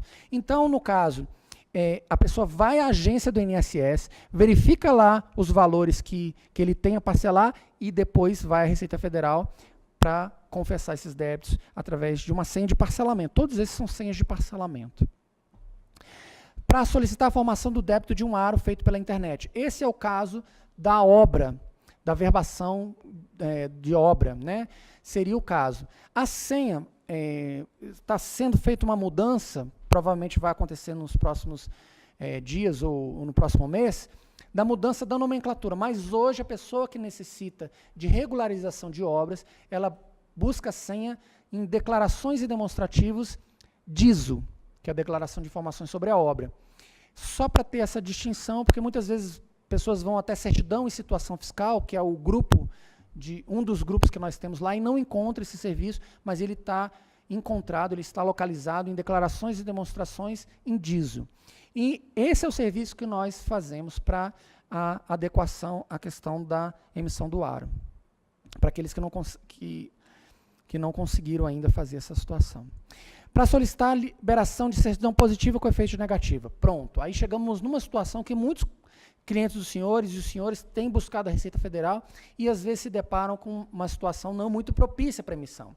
Entendam os senhores que esses parcelamentos especiais, por mais que a Receita Federal e a Procuradoria se mobilizem para implementar, eles geram muitas dúvidas, não só sobre a própria legislação e as aplicações, porque muitas vezes a legislação não abrange todas as peculiaridades, inclusive algumas perguntas eu não tenho como responder porque a legislação ainda não foi solucionada, as consultas internas ainda não foram solucionadas, mas também trazem implicações de ordem processual, ou seja, como eu falei para os senhores, se a pessoa fez antecipou o pagamento que seria feito só em janeiro, ele vai ter que explicar para o atendente porque isso ainda não está de forma automática.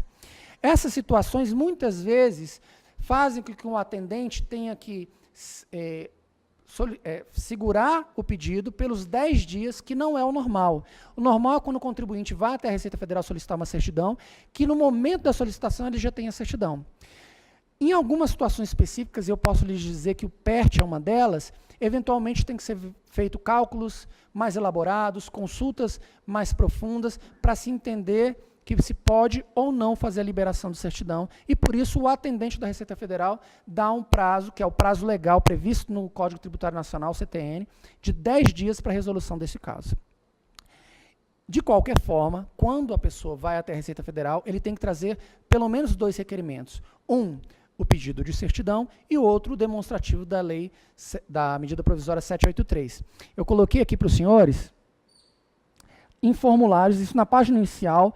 Embaixo na página inicial, no canto esquerdo, tem aqui formulários, cadastro e certidão, certidão negativa de pessoa física ou jurídica, e já tem os 2 formulários aqui embaixo, o requerimento da certidão e o demonstrativo da medida provisória.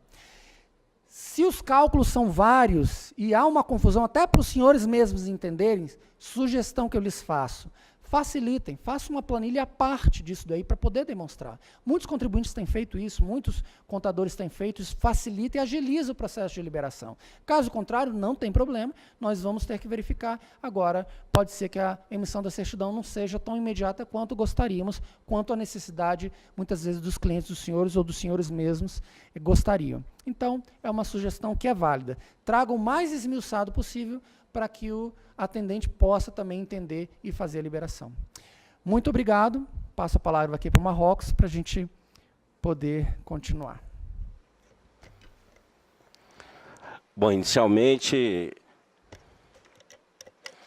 quero agradecer, Júlio, pela apresentação.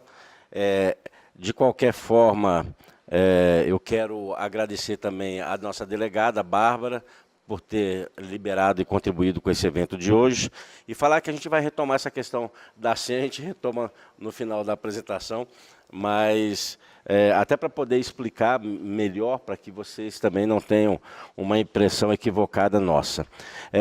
Antes de passar a palavra para a Fernanda, eu fiz uma apresentação, Fernanda, no início, mas a Fernanda é nossa representante adjunta em Taguatinga, porque nós temos uma equipe de representantes lá. Então, nós temos o José Pereira, que é o representante do CRC na cidade, e a Fernanda com a Clara são representantes adjuntos. Então, é uma equipe que a cidade é muito grande, tem uma extensão territorial significativa, muitos escritórios, então nós precisamos de uma equipe maior. Feitas essas considerações, eu peço que o Jackson inicie com as questões, Jackson, e aí depois a gente retoma aqui com a mesa. Obrigado.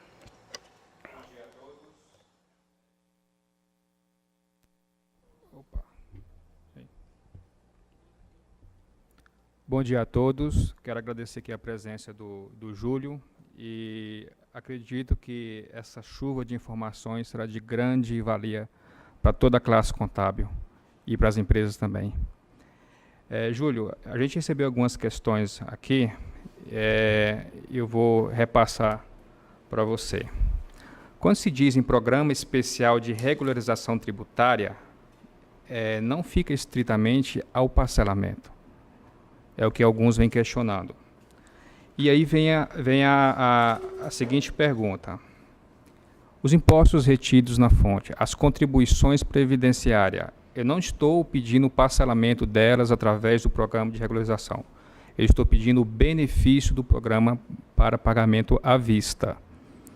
E na legislação ele não é claro em relação a isso. Só diz, olha, não pode aderir ao parcelamento essas contribuições previdenciárias do empregado e os impostos retidos na fonte. O que o senhor tem a nos dizer sobre essa questão? Primeiramente, o PERT é o programa, ele não é o parcelamento. Naturalmente, nós acabamos confundindo essas duas expressões e possivelmente eu tenha colocado dessa forma, porque o pagamento, inclusive quando ele trata do pagamento à vista, ele traz a possibilidade de divisão em 5 vezes, ou seja, não deixa de ser um parcelamento. Ele pressupõe algumas restrições. Lembrando que essas restrições, elas foram colocadas não pela Receita Federal necessariamente, mas pela legislação de um modo geral e, em especial, pela medida provisória 783. Nesta questão do programa de regularização tributária, as pessoas que têm débitos, como o senhor falou, débitos de imposto de renda na fonte ou retenção de segurados, neste caso, a própria medida provisória veda a inclusão.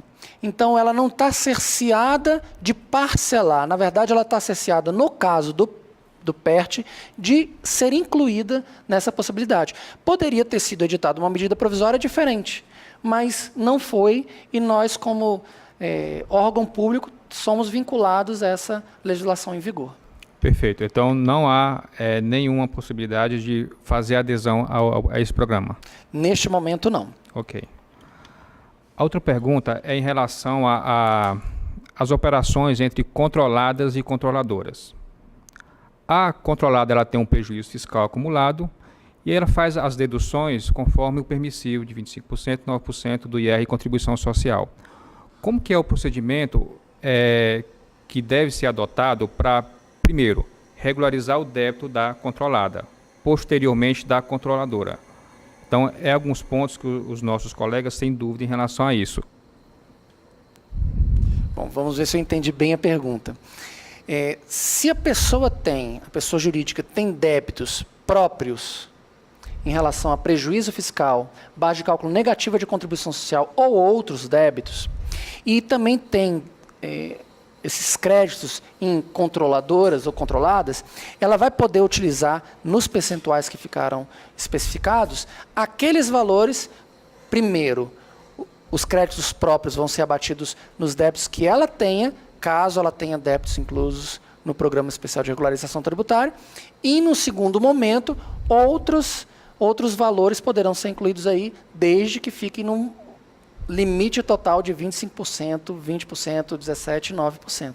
Eu não sei se ficou... Então, essa limitação, aí que vem a grande dúvida.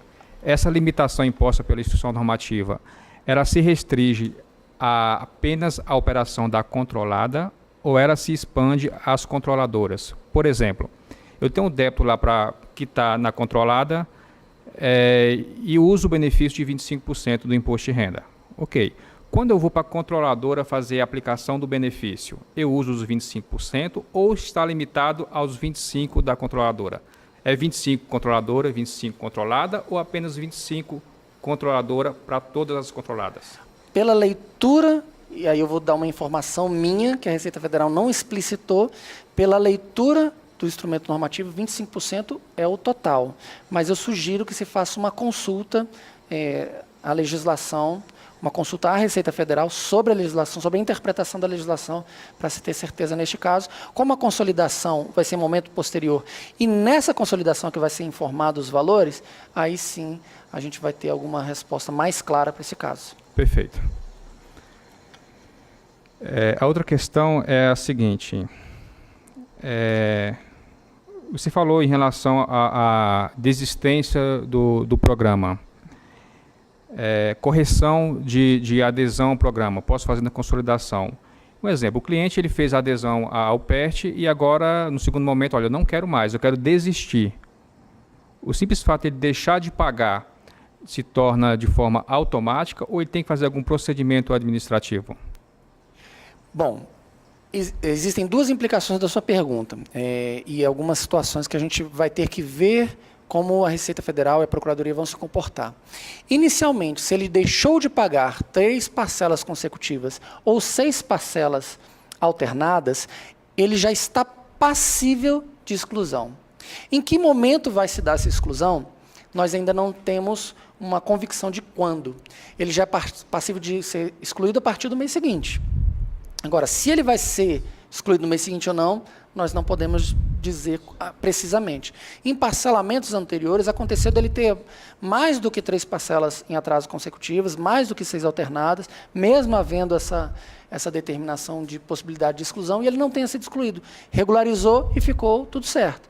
Agora, ele já é passível. A primeira questão é essa. A segunda questão, que também vale a pena ressaltar, é que ele sendo excluído, quer desistindo ou quer sendo excluído de forma oficial pela Receita Federal, ele perde todas as reduções que até ali ele teve. Os débitos voltam a ser cobrados como anteriormente vinha sendo cobrados. Ou seja, de repente ele deixou de pagar em 140, ele fez a opção por 145 parcelas e deixou de pagar ali na 100ª parcela. Quase pagou tudo, né? Mas ele tinha redução de 80% dos juros. Esses 80% voltam a ser cobrados e os 40% da multa voltam a ser cobrados também. Ok. E a grande pergunta, mestra, é a seguinte. Então, vamos lá. A empresa ela faz adesão ao parcelamento. Então, a partir do mês de abril de 2017, ela não pode mais ter débito nenhum fiscal. Ela tem que ir até o final 100% regular. É isso? Exatamente. Meu Deus. Veja, a gente tem uma situação, nós entendemos, todos nós estamos sujeitos à situação econômica que o país vive. Sim, claro. Nós temos visto uma situação política que é bastante ampla. Nós, brasileiros como um todo, nós nos ressentimos de muitas coisas que acontecem. Mas a intenção desse programa foi que a pessoa tivesse uma oportunidade de ter um fôlego. Então, ela saiu da única possibilidade que ela tinha, que era parcelar em 60 meses, já podendo parcelar em 120 meses, sendo as 36 primeiras parcelas, ou seja, 3 anos, pagando um valor inferior do que a dívida dividido por 120. Essa situação é uma tentativa de que a pessoa tenha um fôlego e possa sobreviver até a crise. Imagino eu que seja essa a intenção da medida provisória. No entanto, ela foi editada pelo nosso presidente e por sua equipe. Então, nós não temos a exata razão, a não ser pelos pronunciamentos e as notícias que nos chegam. Mas, vendo como foi construída, a intenção seria essa. Para o grande ou pequeno empresário, o pequeno empresário tem algumas vantagens, e quando eu falo pequeno, até 15 milhões de reais de dívida, tem algumas vantagens que pode dar um fôlego a mais para que a pessoa possa se recuperar tributariamente. Ok. Então, vai não peques mais, né? Sempre. Júlio, tem uma divergência aqui na instrução normativa que a gente estava discutindo e é bem clara. No artigo 4º, parágrafo 1º, ele diz o seguinte: débitos relativos às contribuições sociais previstas nas alíneas A, B e C. E a C, ela remete às contribuições dos trabalhadores. As contribuições instituídas a título de substituição e as contribuições devidas a terceiros, assim consideradas outras entidades e fundos. A instrução, ela diz a formalização e requerimento de adesão para esse tipo de contribuição. Se ela citou na norma a forma de se fazer a adesão, por que em outro momento ela disse que não pode ser feita essa adesão?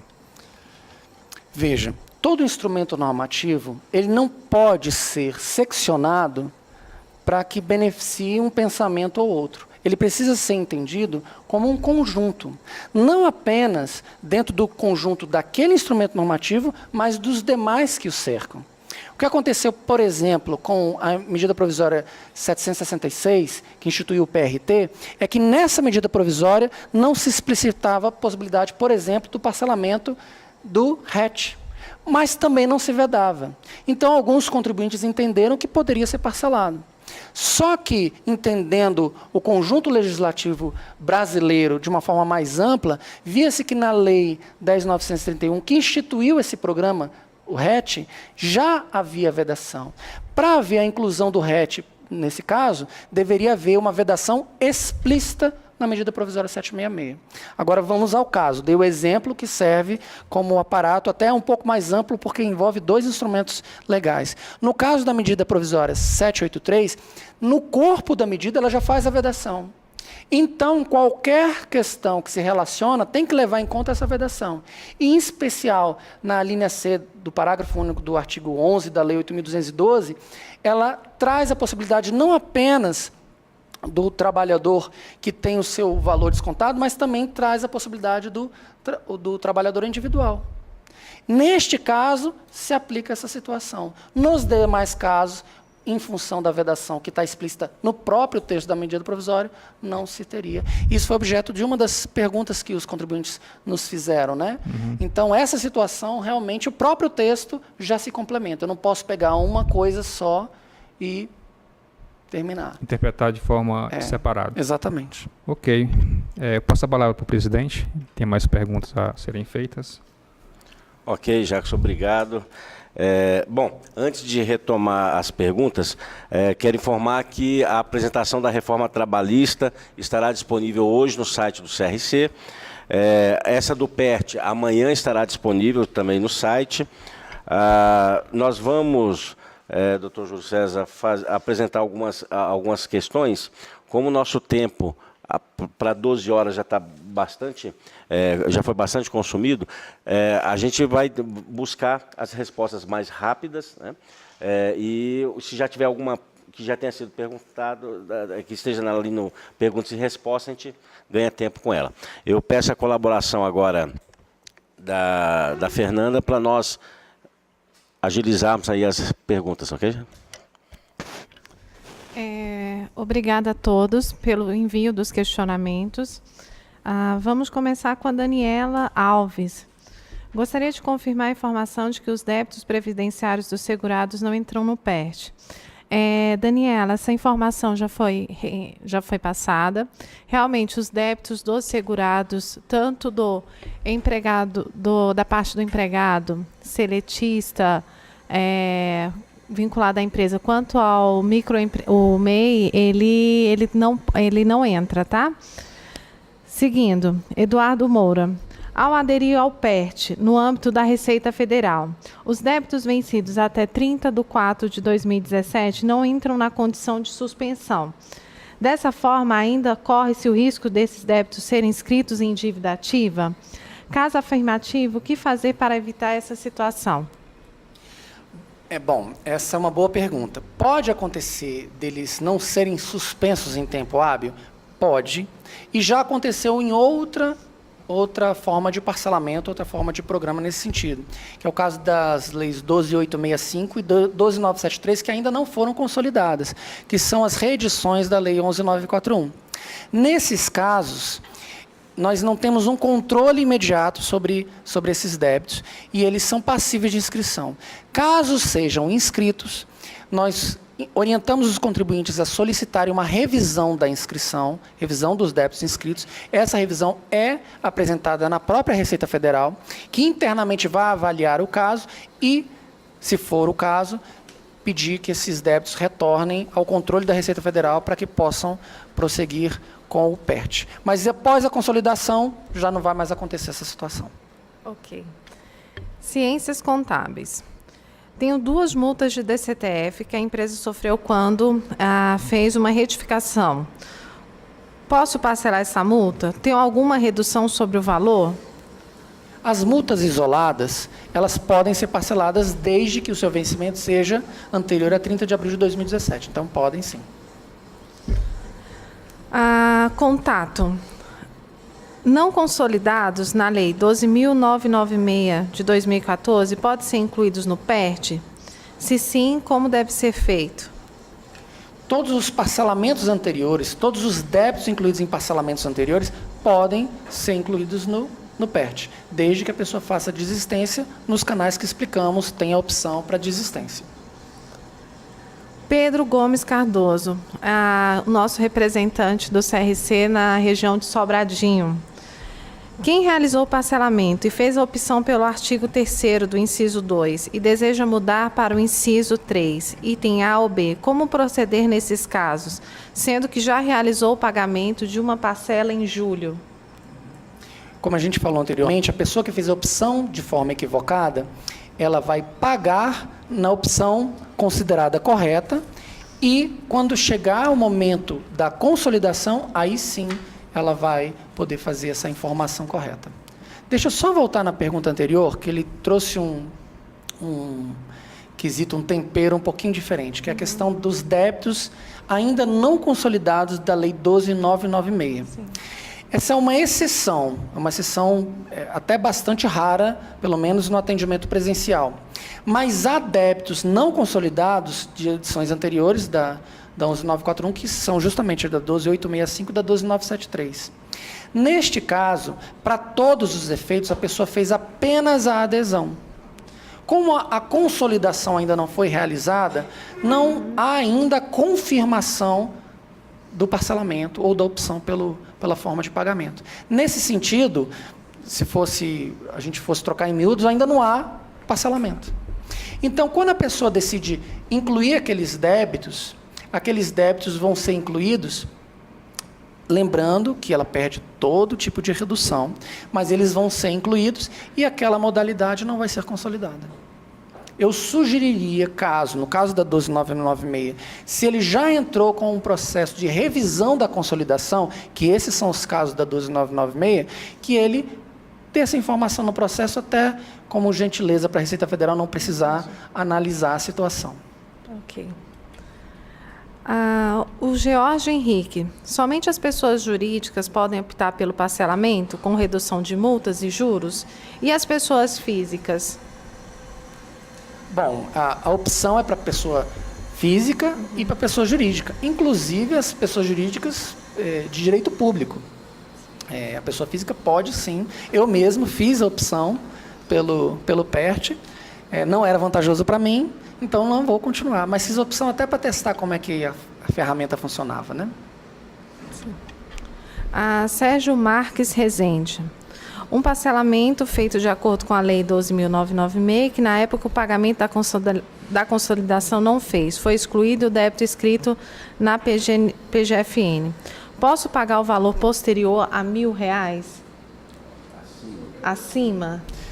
Bom, a parcela mínima é de R$ 1.000, a não ser, vale ressaltar, que a pessoa que optou por dividir em 175 meses, a parcela mínima, desde que seja superior a R$ 1.000, vai ser o total da receita bruta, 1% da receita bruta do mês anterior, ou 1 sobre 175 avos do total da dívida consolidada.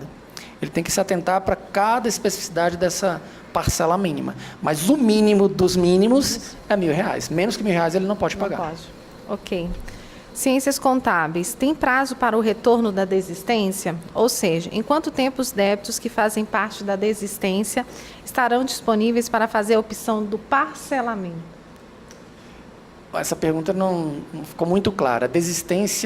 Se a desistência de parcelamentos anteriores, sim, no momento da adesão, no caso da Receita Federal, no momento da adesão ele já faz a solicitação e já está incluído no PERT. Agora, no caso da Procuradoria, nós temos duas situações.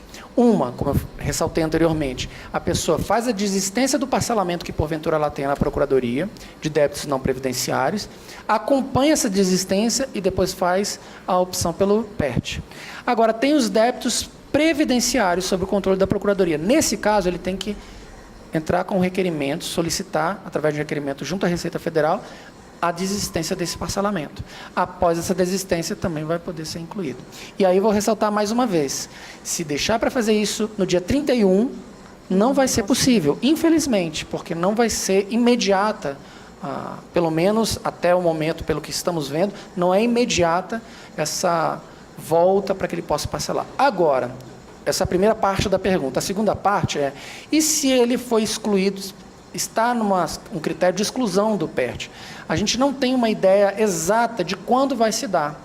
Posso lhe dizer, pelos parcelamentos anteriores, que havia contribuintes em condição de exclusão, por exemplo, deixou de pagar 3 parcelas, e não foi excluído de imediato e pode, inclusive, regularizar essas 3 parcelas. Então, eu não vou dizer que deixou de pagar, por exemplo, 3 parcelas consecutivas, já está excluído. Não, ele está em condição de ser excluído. Quando vai ser, vai depender da atuação da Receita Federal e da Procuradoria. Então, nesse caso, se ele achar por bem proceder com a desistência, se ele não tem condição de regularizar as parcelas, então, entende-se que o melhor a fazer é que ele faça a desistência antes que aconteça o cancelamento? Na verdade, o efeito é exatamente o mesmo, que é o retorno da cobrança dos débitos com os valores anteriores, tanto de multas quanto de juros.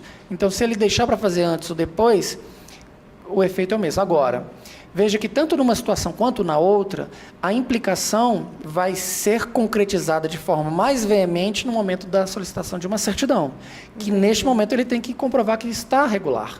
E regular significa ou o pagamento do PERT em dia ou o pagamento daquilo que ele deve em dia, de um modo geral. Ok. Sérgio Marques Rezende. Os pagamentos feitos com o código 4750 não foram abatidos no valor da dívida. Esses pagamentos podem ser usados como compensação das guias no PERT? Em princípio, não.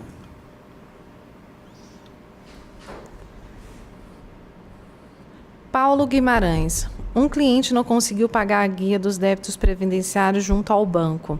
Não reconheceu o código de recolhimento 4141 e ele tem um cancelamento do parcelamento.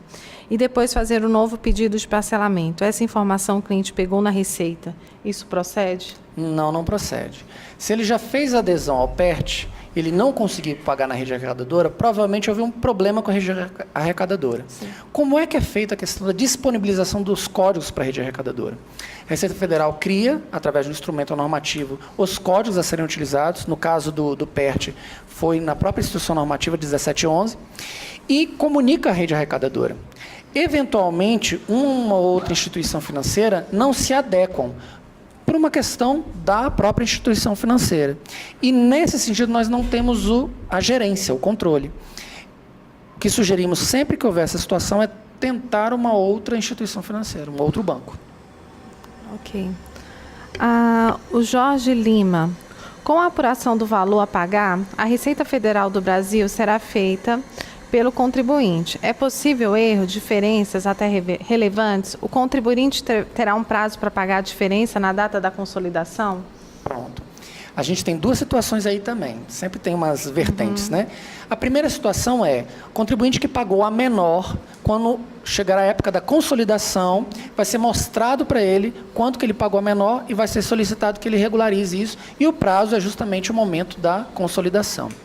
Agora, no momento de se obter uma certidão negativa, o atendente vai buscar fazer um cálculo, mesmo que seja aproximado, mas vai ser o mais aproximado daquilo que ele efetivamente deve. Na verdade, eu falo aproximado, mas a intenção é que seja exato. E se houver uma divergência, o atendente vai cobrar essa divergência no momento da consolidação, da certidão, do pedido de certidão. Entendi.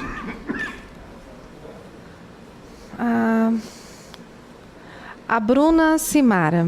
Parcelei em fevereiro de 2007 no ECAC um débito da PGFN na opção Programa de Regularização Tributária, PRT. Todos os meses tem sido pago um DARF. Devo desistir dele, torcer para que a consolidação seja concluída até 31/8 para proceder o PERT? No âmbito da Procuradoria, o PRT, como o PERT, eles pressupõem a adesão e a consolidação no momento da adesão. Então, o PRT já está consolidado. No caso agora dela entender que seja interessante fazer a opção pelo PERT, ela tem que desistir do PRT, caso ela entenda que aqueles débitos devam ser parcelados pelo PERT, e, desistido, ela vai poder fazer a adesão, que vai gerar uma consolidação no momento da adesão.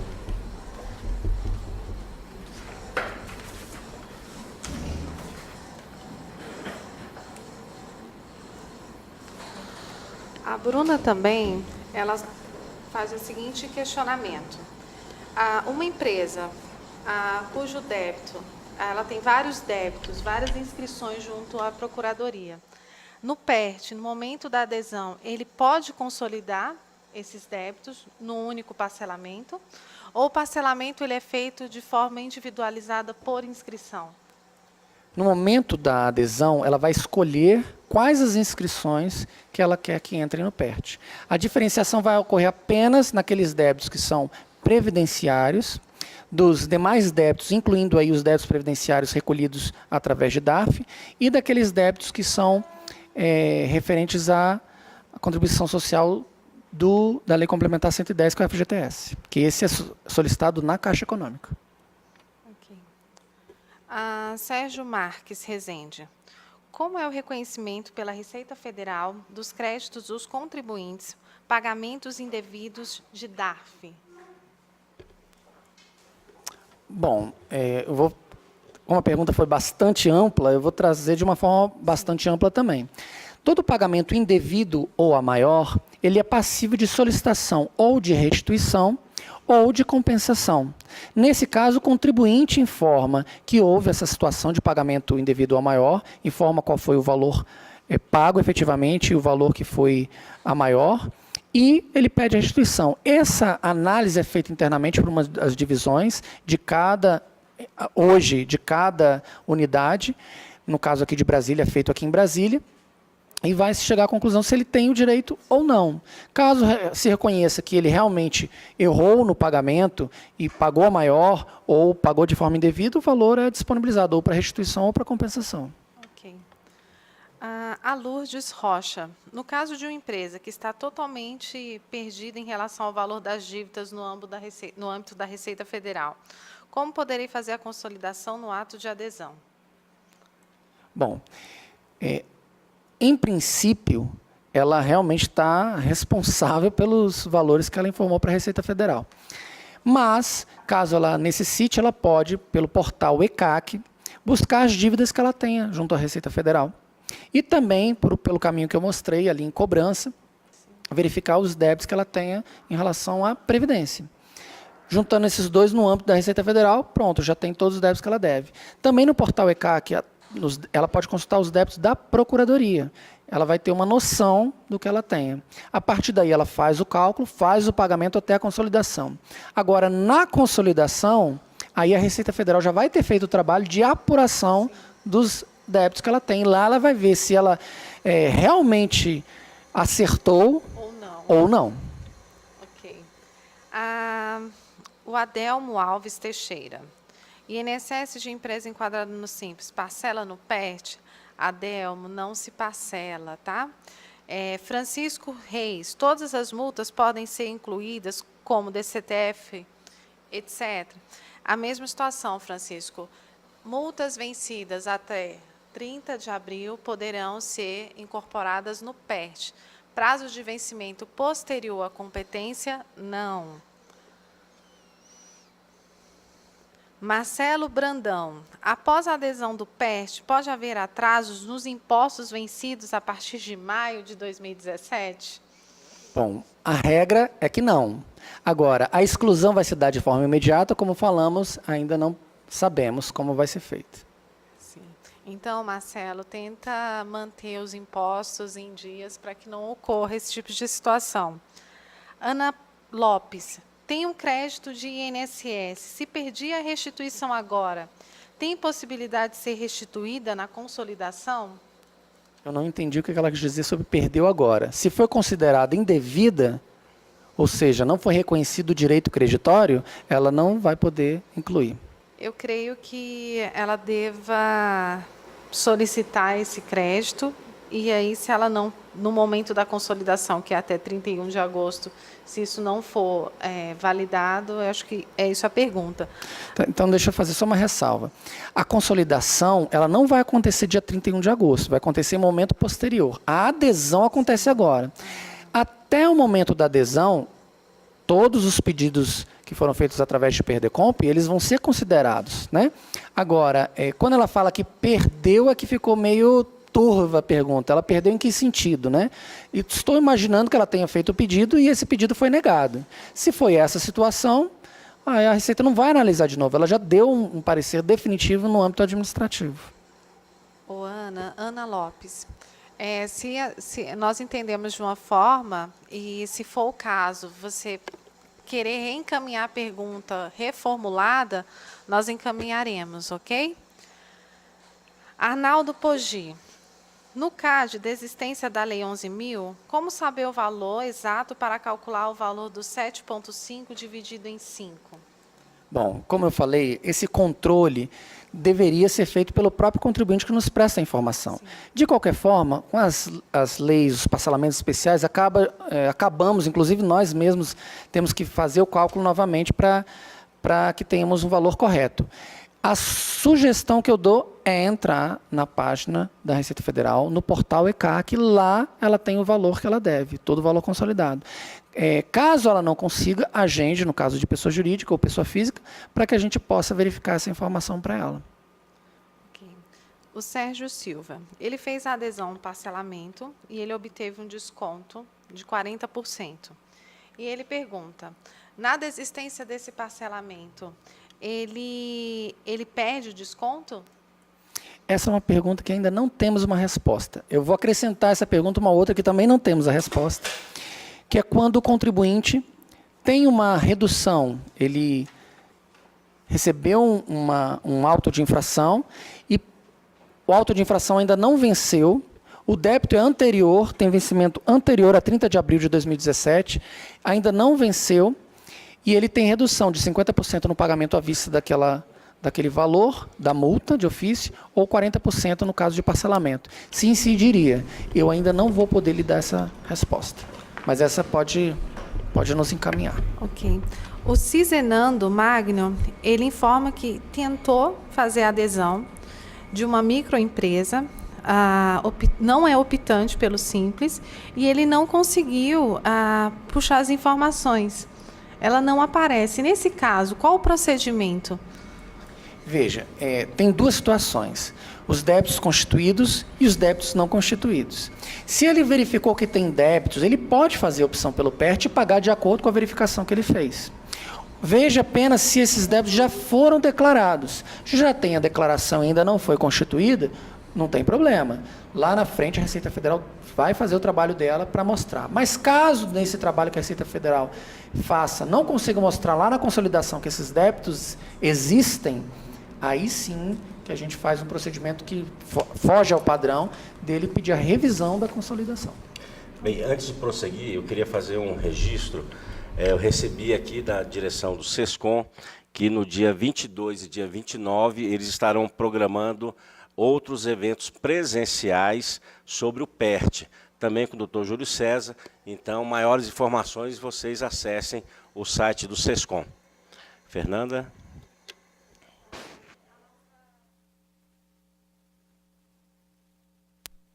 Nós temos um questionamento da Bruna Simara. Fiz um PRT em fevereiro de 2017, paguei 2.000 e desde então as parcelas são de R$ 400. Trata-se de um débito de imposto IRPF, estava sendo cobrado pela PGFN. Como proceder? Devo cancelar o parcelamento, aguardar a consolidação para então aderir ao PERT? E os valores que já paguei irão ser baixados do parcelamento do PERT? Eu acho que essa pergunta até já foi feita anteriormente, Isso. Mas a ideia é a mesma. Se a pergunta é se ela deve. A gente não pode dar essa resposta, mas eu posso dizer que, se ela entender que seja vantajoso para ela, e ela entender que as implicações desse novo programa lhe atendem, ela pode fazer opção, mas para incluir os débitos que estão constantes no PRT, ela tem que desistir do PRT. Ok. Aqui do Robson Cândido, os débitos vincendos, se durante ou antes da consolidação este débito for inscrito na dívida ativa, o contribuinte será excluído automaticamente ou conseguimos regularizar a situação? Primeiro, débitos vincendos, eu estou imaginando que ainda não venceram hoje. Eles não podem ser incluídos no PERT, Porque só 30 de abril. porque só até 30 de abril. Agora, se ele está se referindo ao pagamento regular dos valores posteriores a 30 de abril, que é uma condição para permanência no PERT, mesmo que sejam inscritos em dívida ativa, ele fazendo o pagamento, ele está regularizando. Como que a Receita Federal ou a Procuradoria vão interpretar, porque se for inscrito é porque ele não pagou a tempo. Como vão interpretar a situação, neste momento eu não tenho como lhe dizer. Bom, aqui do Adelmo, se a empresa não tem condições de manter os impostos em dia a partir de maio de 2017, o mais correto é não aderir ao PERT? Deve ser débitos, impostos vencidos até 30 de abril e ele não conseguiu colocar em dia. Veja, se ele fez opção pelo PERT e já verificou que não tem condições de manter os pagamentos após 30 de abril em dia, ele vai ter que pensar muito bem, né? Porque invalida a opção. Novamente, quando que vai se dar a exclusão, a gente ainda não sabe na prática como isso vai acontecer. Mas ele tem a opção até a consolidação, no caso dos débitos controlados pela Receita Federal, até a consolidação ele pode parcelar esses débitos de forma convencional, em até 60 meses. Bom, faço o parcelamento no âmbito da Receita, porém o débito não é alto e pago o total antes da consolidação. Tem algum procedimento a fazer? Devo comunicar à Receita? Não precisa. Se ele já está fazendo um parcelamento, mesmo de débitos anteriores a 30 de abril, e ele quer manter, continua com o parcelamento. Se ele quer que esses débitos sejam incluídos, o montante devedor vai ser incluído no PERT, se ele assim desistir. O Sérgio Silva, débito oriundo de uma fiscalização parcelado dentro do prazo, recebeu desconto de 40%. Desiste do parcelamento para aderir ao PERT. É mantido? O desconto de 40% por adesão ao parcelamento acumularia com o desconto do PERT? Essa pergunta eu até avisei para a Fernanda para ela nos passar e a gente vai responder no momento posterior. Então, nós já chegamos então, no final. Então, as perguntas que chegaram após foram apenas estas. Então, vamos lá, Fernanda, por favor. O Sérgio nos encaminhou 3 perguntas e ele me passou há poucos minutos que essas perguntas elas têm uma ordem sequencial. Desculpa, Sérgio, porque como nós recebemos pelo chat, então nós vamos fazendo pela ordem cronológica que nós temos. Mas eu vou passar para o doutor Júlio e ele vai dar uma explanação com relação. Um parcelamento feito de acordo com a Lei 12.996 de 2014 e que na época do pagamento da consolidação não fez, foi excluído e o débito prescrito na PGFN. Os pagamentos feitos com o código 4750 não foram abatidos no valor da dívida. Esses pagamentos podem ser usados para compensação das guias do PERT, uma vez que esses pagamentos, ao meu ver, são créditos do contribuinte junto à Receita Federal. Eles podem ser interpretados como créditos do contribuinte e apenas para a descrição o são. No entanto, para fazer a compensação é que não é possível. Ele pode pedir a restituição. Ele faz o pedido eletrônico de restituição para que tenha esse valor devolvido. Agora, todos os créditos que a pessoa tenha, que foram pedidos anteriormente a prazo final da adesão, 31 de agosto de 2017, eles podem ser utilizados para ser compensados no PERT de acordo com as formas de pagamento. Ele faz o pagamento de 20% e utiliza esses créditos, por exemplo, para quitação ou para abatimento de boa parte do valor. É uma opção que ele tem. Muito obrigada. Então, Sérgio, espero ter esclarecido o seu questionamento agora na sequência correta. Temos algumas outras perguntas. Não sei se ainda a gente tem algum tempo hábil. 2 minutinhos, quer ver?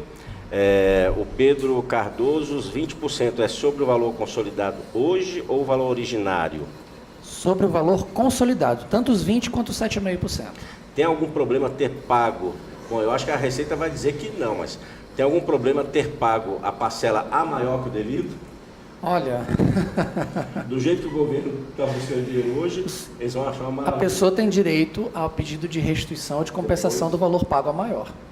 E departamento pessoal, parcelamentos do INSS cancelados, tem como eu verificar quais os meses que entraram naquele débito?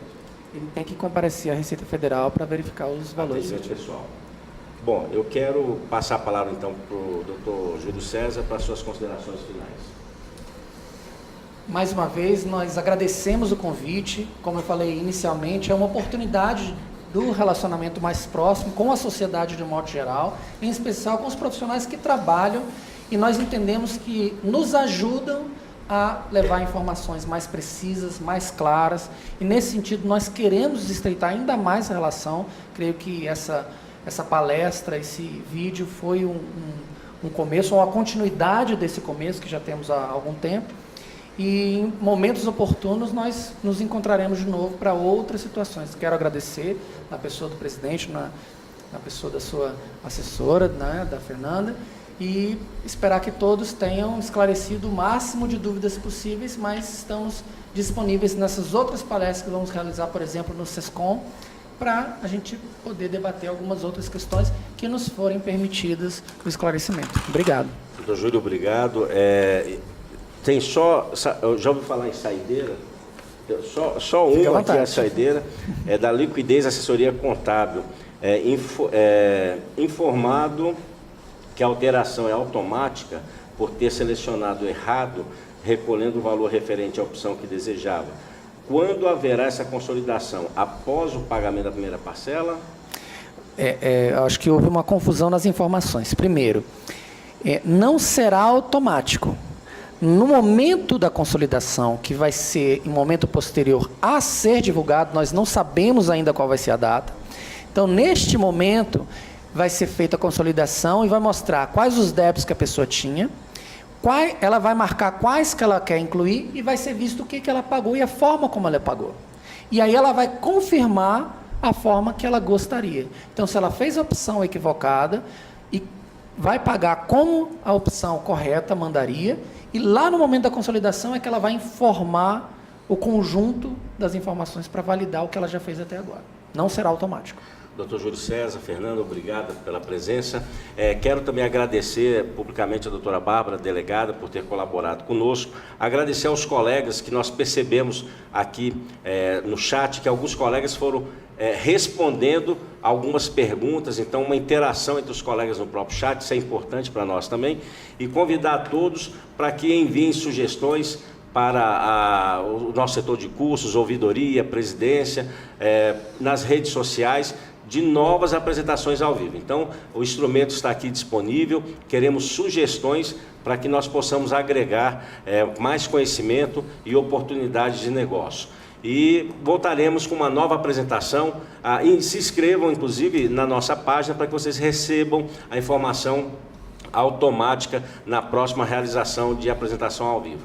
Então, a todos, muito obrigado por acompanhar e até o nosso próximo encontro pela TV CRC-DF. Tchau, tchau.